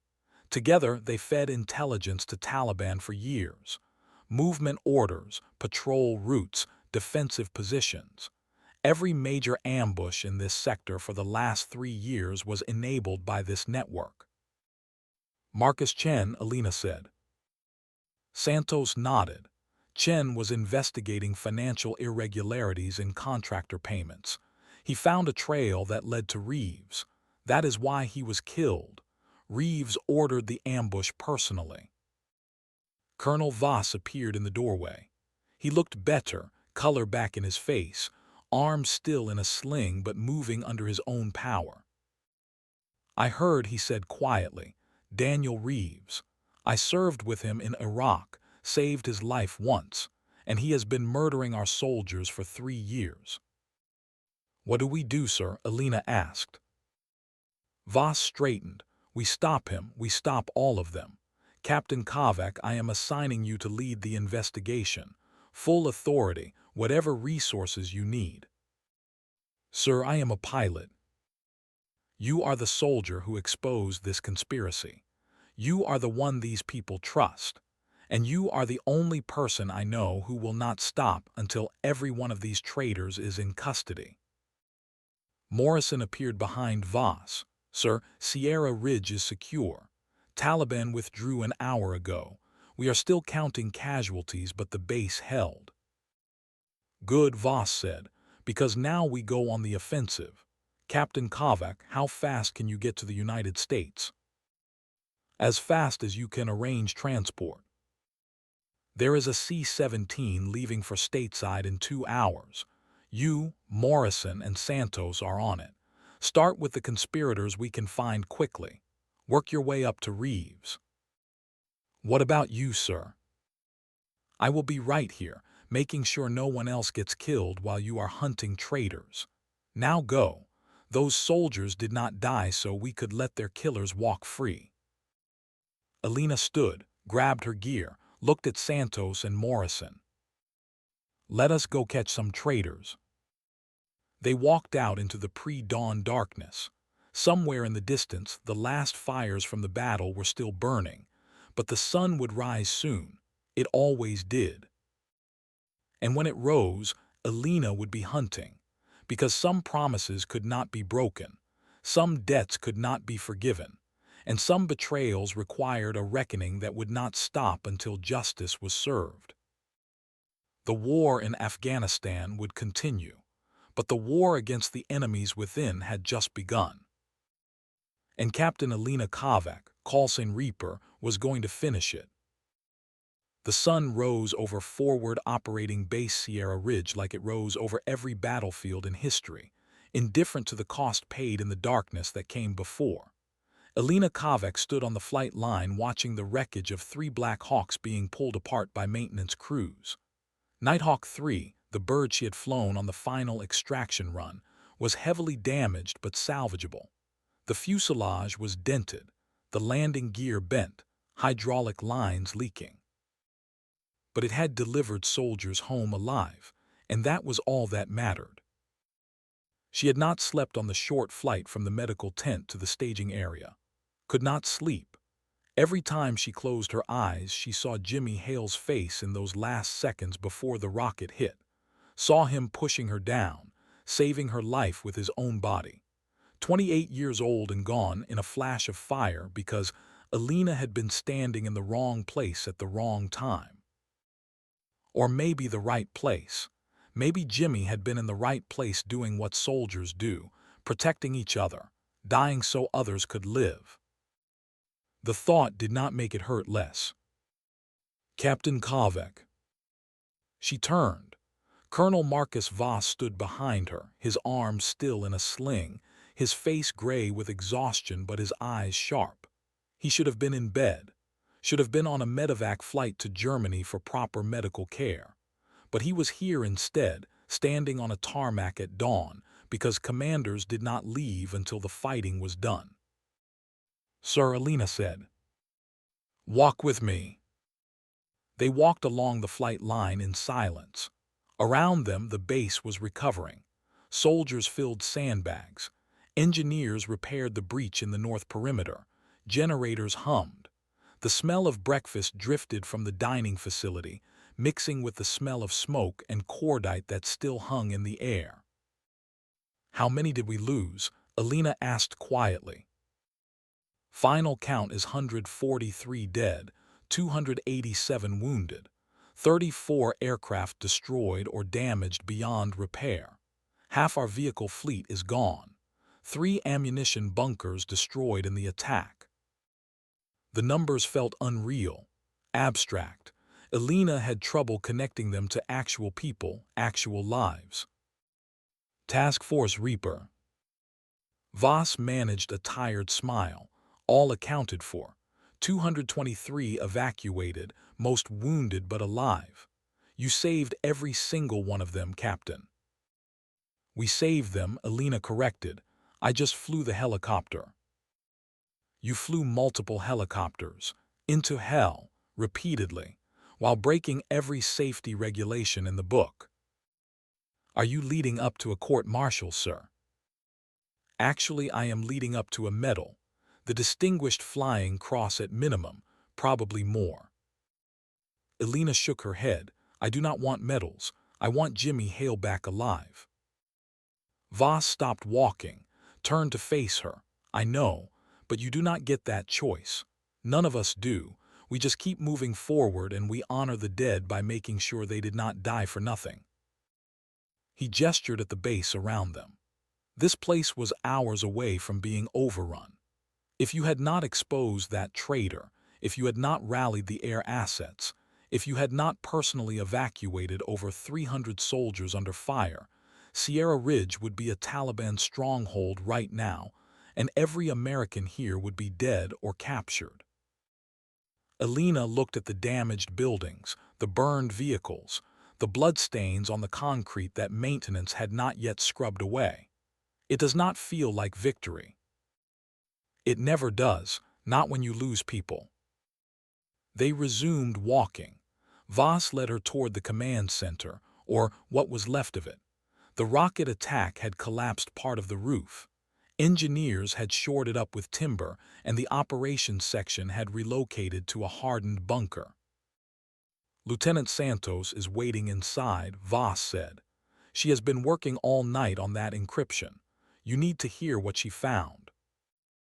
The bunker was crowded with staff officers hunched over computers and radio sets. Santos stood in a corner with her laptop, dark circles under her eyes that said she had not slept. She looked up as Elena and Voss entered. Sir Captain, I have something. She turned the laptop screen so they could see. It showed a network diagram, dozens of names connected by lines, some in red, some in yellow, some in green. "This is the conspiracy," Santos said. "Our escaped traitor was not working alone. There are 14 other individuals involved, some active-duty military, some contractors, some local nationals we hired as interpreters and support staff." 14, Voss breathed. Santos highlighted one name in the center. "This is the ringleader, the one who recruited the others, coordinated operations, managed the money." Elena stared at the name, felt something cold settle in her chest.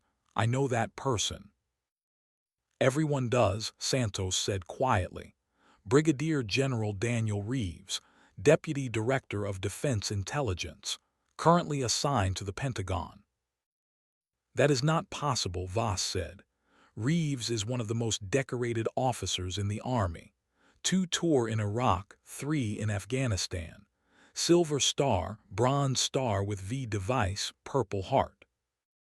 Santos pulled up financial records, and also recipient of $8 million in wire transfers from a shell corporation linked to Taliban financial networks. The transfers started in 2012 and continued until last month. "Why would a general betray his own country?" Elena asked. Santos pulled up another file. This one was a letter, handwritten, scanned into digital format. This was on the hard drive, a manifesto of sorts. Reeves wrote it 3 years ago. He believed the war in Afghanistan was unwinnable, believed we were wasting lives for a failed policy. He thought if he could accelerate Taliban victories, force a political crisis, the U.S. would withdraw faster and save lives in the long run. Elena read the letter. The words were articulate, passionate, completely insane. Reeves had convinced himself that betrayal was patriotism, that killing Americans would ultimately save Americans. He recruited others who believed the same thing, Santos continued. Most were true believers like him. A few were just mercenaries who wanted the money. Together, they fed intelligence to Taliban for years. Movement orders, patrol routes, defensive positions. Every major ambush in this sector for the last 3 years was enabled by this network. "Marcus Chen," Elena said. Santos nodded. Chen was investigating financial irregularities in contractor payments. He found a trail that led to Reeves. That is why he was killed. Reeves ordered the ambush personally. Voss slammed his good hand on the table. "Son of a bitch. I served with Reeves in Iraq. I trusted him." "He used that trust," Santos said. "He used everyone's trust. That is how he got away with it for so long." Elena stared at the network diagram. "Where is Reeves now?" "Pentagon. Untouchable. He has connections at the highest levels.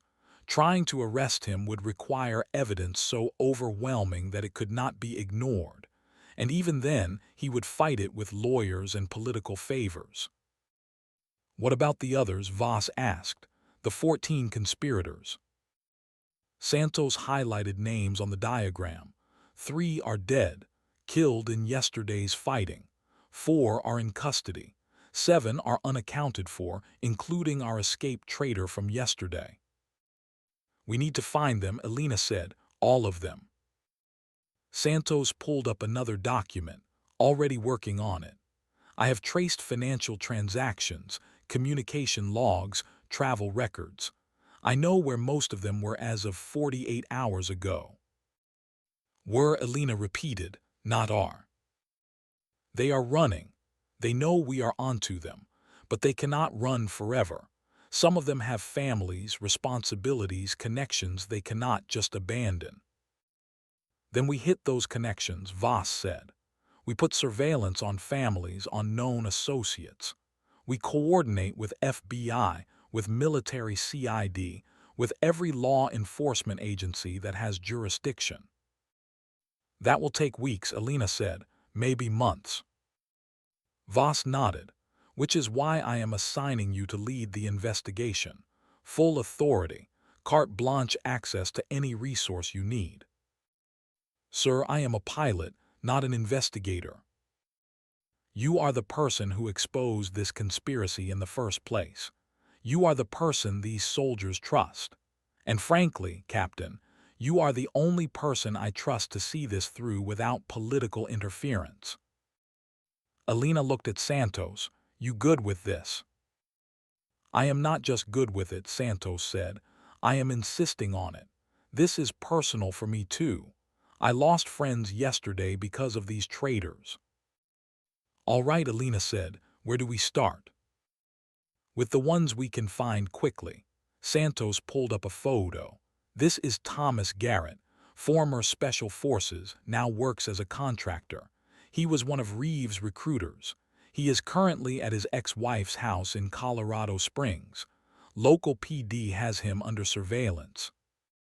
Voss looked at Elena. How fast can you get to Colorado? As fast as someone can arrange transport. I will have a priority flight ready in 2 hours. Take Morrison with you. He earned the right to see this through. What about you, sir? Voss smiled grimly. I will be right here, holding this base together and making sure no one else gets killed while you are hunting traitors. 2 hours later, Elena was strapped into the jump seat of a C-130 cargo plane climbing out of Sierra Ridge. Captain Morrison sat across from her, his rifle between his knees, his face set in the expression of someone who had seen too much and was still processing it. Lieutenant Santos was there too, her laptop open, constantly updating information as it came in from various intelligence sources. The C-130 climbed to altitude and turned west. Below them, Afghanistan spread out in browns and tans, mountains and valleys, a landscape that had swallowed empires for thousands of years. Elena wondered how many more Americans would die here before someone finally decided it was not worth the cost. The flight to Bagram Air Base took 90 minutes. From there, they transferred to a military charter flight heading stateside. 14 hours in the air with nothing to do but think. Elena tried to sleep, could not. Every time she closed her eyes, she saw the faces: Jimmy, Marcus Chen, the 93 soldiers from Task Force Reaper who had not made it home, all killed by people wearing the same uniform she wore. Morrison noticed her struggle. Staring at the ceiling will not bring them back, Captain. I know. Then close your eyes. We have work ahead that requires you sharp. Elena looked at him. When did you become the voice of reason? When I watched you fly 4 missions in one day and crash 2 helicopters without flinching. Figure somebody needs to keep you from burning out completely. She almost smiled. Almost. I appreciate the concern, but I am fine. You are exhausted and angry and running on willpower. That is not fine. That is barely functional. Functional is all I need to be until this is over. Morrison was quiet for a moment. Can I ask you something? Depends what it is. Why do you care so much? You could have followed orders, stayed grounded, let someone else risk their neck, but you did not. You never do. Why? Elena thought about it, tried to find words for something she had never articulated before. When I was 16, she said slowly, I was in my 7th foster home, 7th family that did not want me. I was angry, lost, looking for any way out. I saw a Coast Guard helicopter on TV pulling people out of a flood. The pilot was a woman. She flew into conditions that would have killed most people, saved 37 lives in one day. She paused, remembering. I thought, that is what I want to be. Someone who flies into hell and brings people home. Someone who matters. So I joined the Army the day I turned 18. Went to flight school. Worked myself half to death to be the best. And you became the best, Morrison said. Elena shook her head. I became someone who knows how to fly. But being the best pilot means nothing if you do not use that skill for something that matters. Those soldiers yesterday mattered. Jimmy mattered. Every person I pull out of a bad situation matters more than my career or my life. That is why you break the rules. I do not break rules for fun, Morrison. I break them when the rules are about to get good people killed for stupid reasons. Morrison smiled. You are going to make one hell of a case study for future officers. I am never making general. My career ceiling is probably major if I am lucky, and that is fine. I would rather be a captain who saves lives than a general who sends people to die from behind a desk. They landed at Andrews Air Force Base outside Washington, D.C. 30 hours after leaving Afghanistan. Elena and Morrison cleared customs, grabbed their gear, and met the FBI agents who were coordinating with military CID on the investigation. The lead agent was a woman in her 50s named Catherine Park. She had the kind of face that said she had seen everything and was not impressed by any of it. Captain Kovac, she said, shaking Elena's hand. I have read your file. Impressive work in Afghanistan.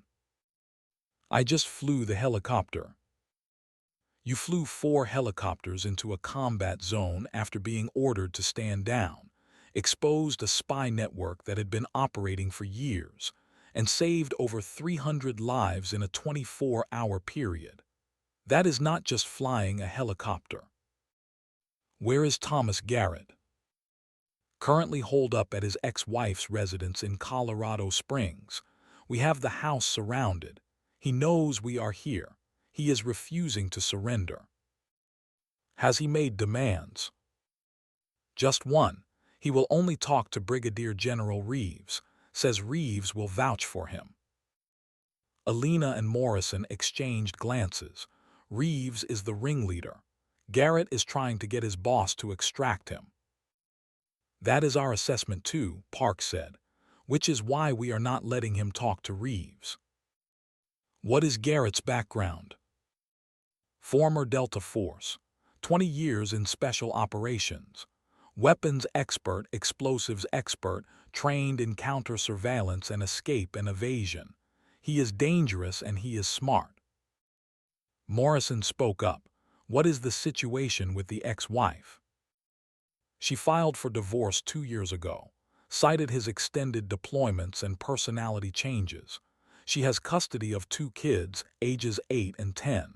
Right now she and the kids are in the house with Garrett. He is not letting them leave. Hostage situation, Elena said. Park nodded.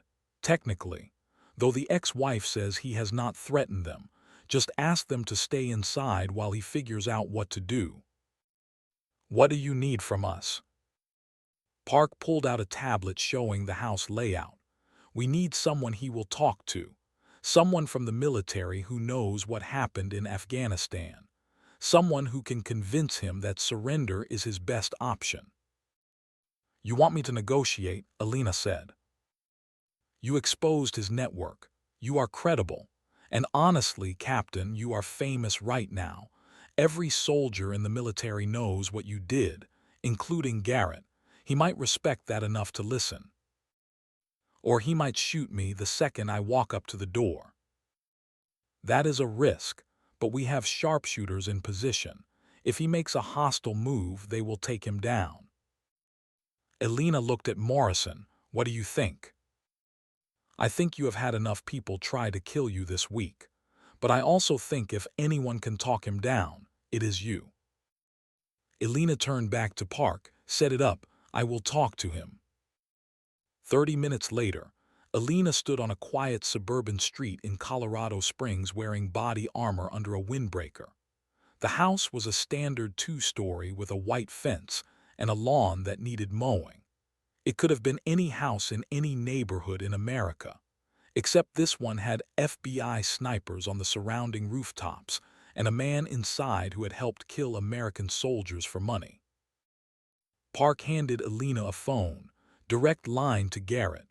We have been talking to him on this for the last 6 hours. He is stressed, paranoid, but not suicidal. Elena took the phone and dialed. It rang twice before someone picked up. "Who is this?" a male voice asked, tense, alert. "Thomas Garrett. My name is Captain Elena Kovac. I am a helicopter pilot with the 160th SOAR. I was in Afghanistan yesterday when your network tried to kill me and my unit." Silence on the line. "Then, I did not try to kill anyone. Your boss did, General Reeves. He coordinated the attacks that killed 143 Americans yesterday. You helped him." "I helped him end the war," Garrett said. "There is a difference. By killing the people trying to fight it. By forcing a political solution that saves lives in the long run. You do not understand the bigger picture." Elena kept her voice calm. "Then help me understand. Come out and explain it." Garrett laughed. "So you can arrest me, put me in prison. I am not stupid. You are surrounded. You cannot escape. The only question is whether you walk out or get carried out.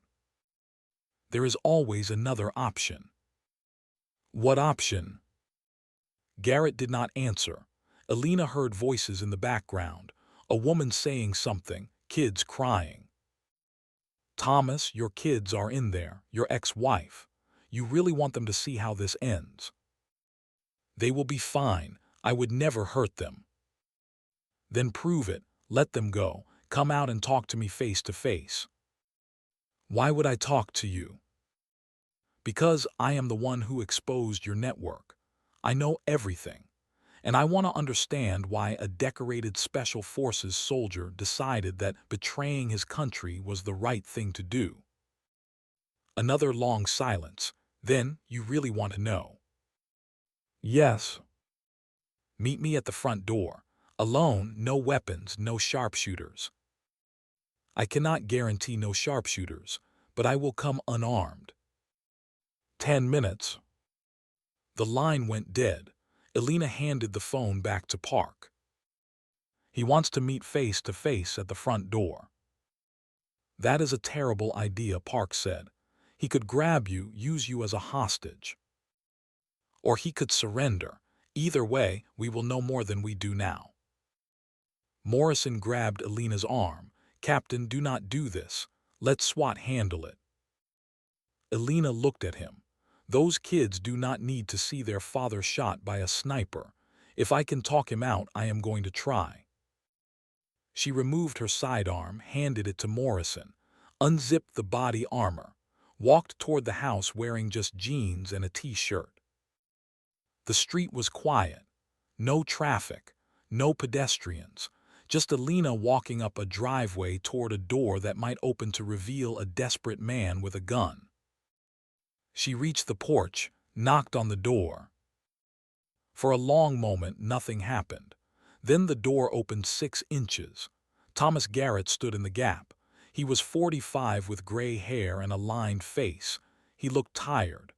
Behind him, Elena could see a woman and 2 children sitting on a couch. "Captain Kovac," Garrett said. "Mr. Garrett." They looked at each other.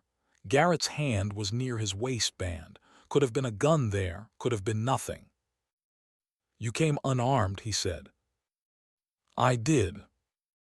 "Brave or stupid?" "Maybe both. Can I come in?" Garrett considered. Then he stepped back and opened the door wider. Elena walked inside. The house was neat, lived in, full of the ordinary details of family life.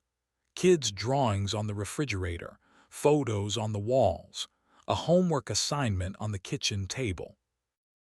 Garrett closed the door behind her. His ex-wife stood up from the couch, holding both kids close. "Kelly, take the kids upstairs," Garrett said. "Tom, please," the woman said. "Just let us go." "I am not holding you. I just need to finish this conversation. Then everyone can leave." Kelly hesitated, then shepherded the kids upstairs. Elena heard a door close. Garrett gestured to the couch. "Sit." Elena sat. Garrett sat across from her in an armchair. For a moment they just looked at each other. "You wanted to understand," Garrett said finally, "so I will explain. In 2012, I was on my 4th deployment to Afghanistan. My team was tasked with training Afghan National Army soldiers. Good men, some of them, but we all knew the truth." "What truth?" "That the moment we left, the Taliban would come back. All the schools we built, all the infrastructure, all the democracy, it would disappear like it never existed. We were dying for a fantasy. A lot of soldiers believe that. Most of them do not start working for the enemy." Garrett leaned forward. "General Reeves approached me, said he had a way to end it. Feed Taliban enough intelligence to make them strong, to make the war unwinnable, to force politicians to admit we lost and bring everyone home." "And you believed him?" "I wanted to believe him. I was tired of watching kids get blown up for a mission no one believed in. So yes, I helped. I passed along information. Movement schedules, patrol routes, defensive weaknesses. Information that got people killed. Information that shortened the war. Every American who died because of what I did would have died eventually anyway. I just accelerated the timeline." Elena felt anger building but kept her voice level. "That is a rationalization. You betrayed your oath. You killed your own people. There is no bigger picture that makes that okay." "You do not understand," Garrett said. His voice was rising. "You still believe we were there for a reason, that the mission mattered, but it did not. It never did. We were just moving pieces on a board, accomplishing nothing, dying for nothing. So you decided their deaths should at least serve your purpose instead." "I decided their deaths should end it. That is more than the generals and politicians were willing to do." Elena stood. "You know what I think? I think you convinced yourself that you were a hero, that you were the only one smart enough to see the truth, but really you were just a coward who wanted out and found a way to profit from it while telling yourself you were saving lives." Garrett stood too. His hand moved to his waistband. "I am not a coward." "Then prove it. Face what you have done. Stand trial. Let a jury decide if you were a hero or a traitor. You already know what they will decide. So do you. That is why you are here instead of turning yourself in." Garrett pulled a pistol from his waistband, not pointed at Elena, just held at his side. She forced herself to stay calm. "Put the gun down, Thomas. I cannot go to prison. I cannot let my kids see me in chains." "Then let them see you surrender with dignity. Show them their father takes responsibility." Garrett's hand was shaking. "You do not understand. Reeves promised us protection. He said if anything went wrong, he would use his connections to get us out, but he has not answered my calls. He abandoned us. Because Reeves is a liar and a traitor just like you. The difference is he is better at it." Garrett looked at the gun in his hand, looked at Elena. "I did not want it to end like this." "It does not have to." "Yes, it does." He raised the gun toward his own head. Elena moved without thinking, crossed the space between them in 2 steps and grabbed his wrist, twisted hard. The gun fell from his hand and clattered across the floor. Garrett did not fight her, just stood there as she kicked the gun away and got between him and the weapon. He sank to his knees. "I am sorry," he said. His voice broke. "I thought I was doing the right thing. I thought I was helping." Elena looked down at him, a decorated soldier reduced to this, broken by bad choices and worse justifications. The front door burst open. FBI agents swarmed in, weapons drawn. They grabbed Garrett, pulled his hands behind his back, zip-tied his wrists. Park appeared beside Elena. "You okay, Captain?" Elena nodded. "Get him out of here, and make sure his kids do not see this part. They took Garrett away. Kelly came downstairs with the children who were crying. Park assigned agents to take care of them, get them somewhere safe until this was over. Elena walked outside into afternoon sun. Morrison was waiting. "That was reckless," he said. "He was not going to shoot me. He was going to shoot himself." "You could not have known that." "Yes, I could. I saw it in his eyes. He was done fighting." Morrison handed her back her sidearm. 1 down, 6 to go. Over the next 3 days, Elena and Morrison traveled across the country tracking down the remaining conspirators. Some surrendered quietly. Some had to be taken by force. Each one told a similar story. Recruited by Reeves, promised protection, convinced they were shortening the war and saving lives. By the end of the week, all 14 conspirators were in custody, all except one. Brigadier General Daniel Reeves. He was still at the Pentagon, still carrying out his duties as Deputy Director of Defense Intelligence, protected by rank and connections, and the simple fact that arresting a general officer required a level of evidence that could not be ignored or explained away.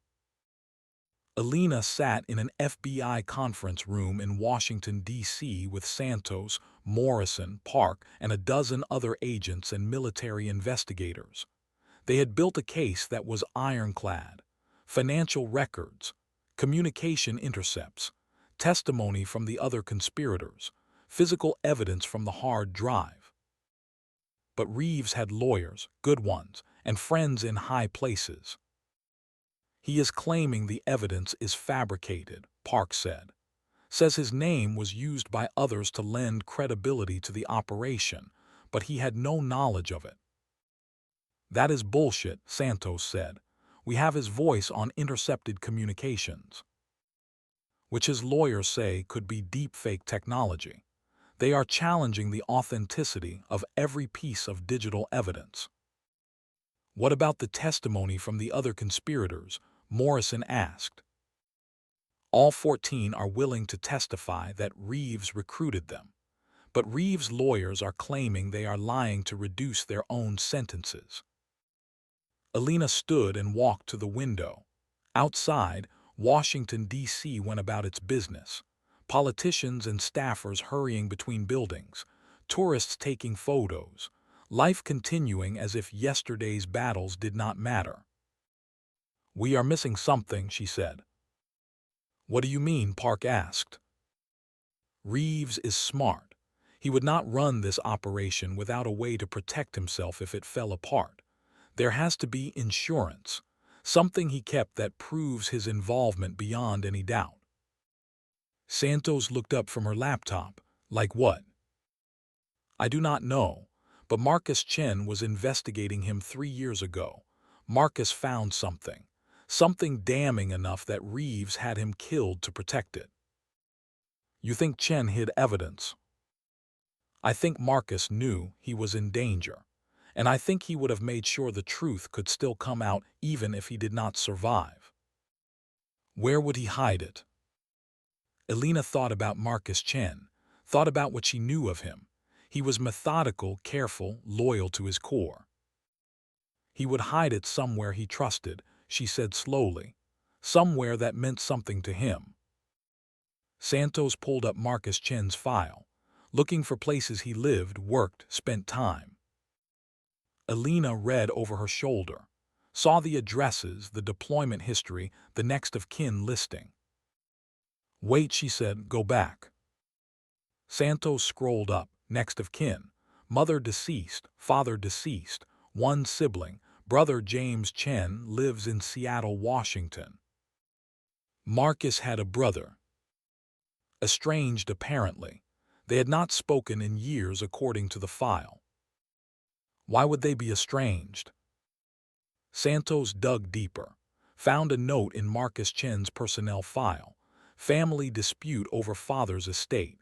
Brothers stopped speaking after the funeral in 2010. What if it was not a real dispute? Elena said. What if it was cover? For what? For Marcus to have a reason to send things to his brother without it seeming suspicious. If they were estranged, no one would think twice about him mailing a package to try to reconcile. Park was already on her phone. I am calling Seattle FBI. If there is a package, we need to find it before Reeves figures out it exists. 6 hours later, Elena was on another plane heading west. This time destination was Seattle. Morrison and Santos came with her. They landed at SeaTac Airport and met the Seattle FBI team at a safe house.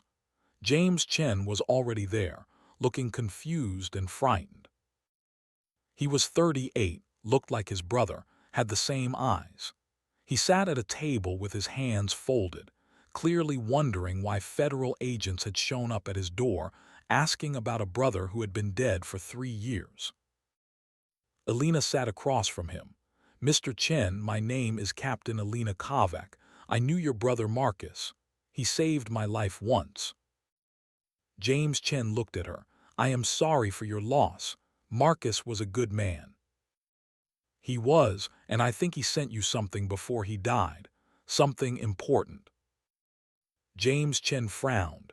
Marcus and I were not on speaking terms. We had not talked in years. "I know, that is what made it the perfect cover."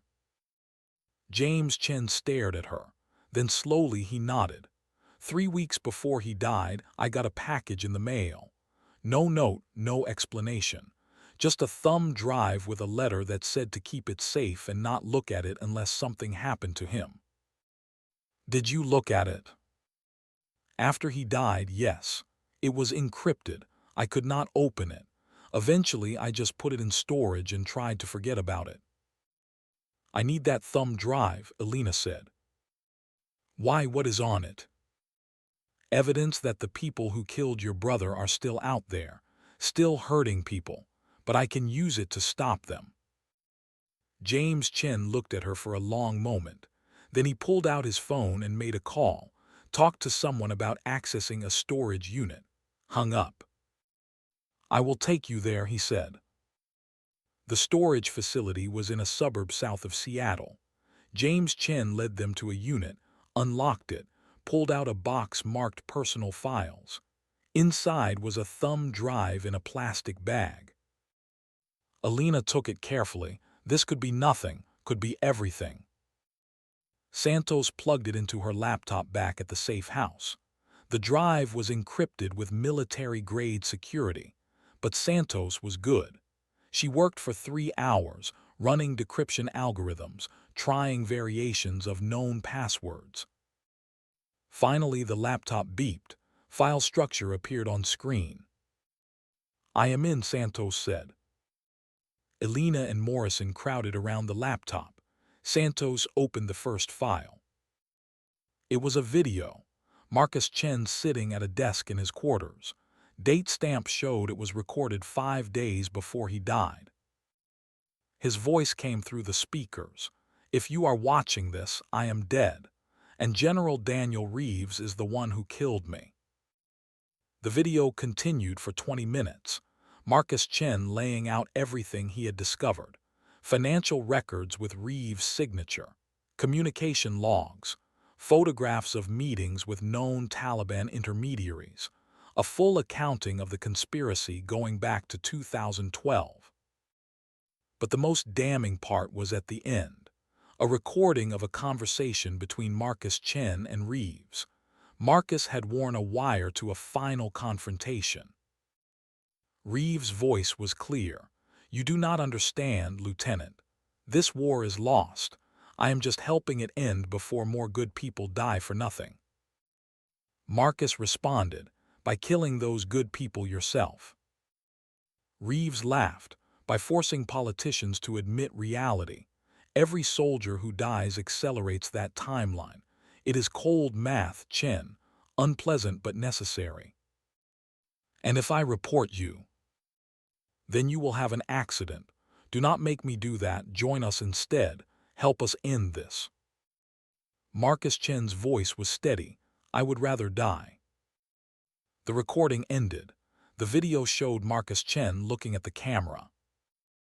"I am sending this to my brother for safekeeping. If something happens to me, I trust the right people will find it. Stop Reeves. Stop the network. Do not let anyone else die for his twisted logic." The video ended. The room was silent. Santos looked up. "This is admissible. This is unimpeachable. With this, we can arrest Reeves today." Park was already on her phone, coordinating with the Department of Justice. Within an hour, arrest warrants were issued. FBI teams surrounded Reeves' residence in Arlington, Virginia. Elena wanted to be there when they took him down, wanted to see his face. But she was 3,000 miles away, and by the time she could get back to D.C., it would be over. Instead, she watched it on the news. Video of Reeves being led out of his house in handcuffs, federal agents on each side. He looked calm, dignified, like this was all a misunderstanding that would be cleared up shortly.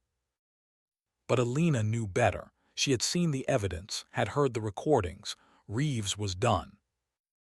2 weeks later, Elena stood in Arlington National Cemetery on a cold November morning. The trees were bare. The sky was gray, appropriate weather for what she had come to do. She walked between rows of white headstones until she found the one she was looking for. Lieutenant Marcus Chen, born 1988, died 2016, beloved son and brother. She knelt beside the grave and placed a medal of honor at the base of the headstone. Not her medal. That one was locked away somewhere, officially awarded but never worn. This was a different one, arranged through back channels, approved quietly by people who knew the truth. "Marcus," she said quietly, "I found them, all of them. Reeves is in prison awaiting trial. The network is destroyed. You were right about everything." The wind blew through the cemetery. Somewhere a flag snapped on its pole. "Jimmy Hale is buried 3 rows over," Elena continued. "He died saving me, just like you would have. I wish you could have met him. I think you would have liked each other." She stood, brushed dirt from her knees. "I am done flying combat missions. Medical discharge. Too many injuries, too many close calls. But I am working with FBI now, consulting on cases involving military corruption, making sure people like Reeves do not get away with it anymore." She paused. "I am not sure if that is what you would want me to do, but it is what I need to do, because you and Jimmy and all the others deserve to know their deaths meant something." Elena saluted the headstone, held it for 5 seconds, then she turned and walked away. Morrison was waiting at his truck in the parking lot. "How are you holding up, Captain?" Elena climbed into the passenger seat, "Getting there." They drove out of the cemetery in silence, past rows of dead soldiers, past monuments to wars fought and won and lost, past the memory of battles that most people had already forgotten. "What is next?" Morrison asked. "Now we go back to work." Santos found another case. Defense contractor in San Diego who might be selling classified information. She wants us to look into it. Morrison smiled. "Sounds like fun." "Your definition of fun is deeply flawed." "Probably, but at least it is never boring." They drove through D.C. traffic, past the Capitol, past the Pentagon, past all the buildings where decisions were made that sent young people to die in distant places. Elena looked at them and wondered if anything would ever change. If the people inside those buildings would ever learn the lessons written in blood. Probably not, but she would keep trying anyway, because that was what soldiers like Marcus Chen had done. That was what Jimmy Hale had done. Kept trying even when the odds were impossible. Kept fighting even when the cause seemed lost. Her phone buzzed, a text from Colonel Voss, brief and to the point. Reeves pled guilty. Life in prison, no parole, justice served. Elena showed the text to Morrison. He nodded slowly. How does it feel? Elena thought about everything that had happened in the last month. The battles, the losses, the victories that felt like defeats and the defeats that felt like victories. It feels like the beginning, she said finally, not the end. Beginning of what? Of making sure it does not happen again, of holding people accountable, of being the person who flies into hell and brings people home. Morrison looked at her. You really do not know how to quit, do you? Elena smiled. It was small and tired, but it was real. Never learned how. They drove west into afternoon sun. Behind them, Arlington Cemetery grew smaller in the rearview mirror, the dead resting in their rows, watching over a city that moved on without them. But Elena carried them with her. Marcus Chen and Jimmy Hale and all the others whose names she had memorized and whose faces she saw when she closed her eyes. They were her compass now, her mission, her reason for getting up every morning and doing the work that needed to be done. The work of holding the line, of fighting for truth, of making sure the people who wore the uniform with honor were not betrayed by those who wore it as camouflage. Somewhere ahead in San Diego or Seattle or some other city, another case was waiting, another conspiracy, another betrayal, and Elena would find it, would expose it, would make sure justice was served. Because she was Captain Elena Kovac, call sign Reaper, and she was just getting started. The sun set behind them as they drove. The day ended the way all days end, with darkness coming whether you were ready or not. But morning would follow. It always did. And when it came, Elena would be there, ready to fly back into hell one more time. Because some duties outlasted regulation. Some loyalties ran deeper than orders. And some promises, once made, could never be broken.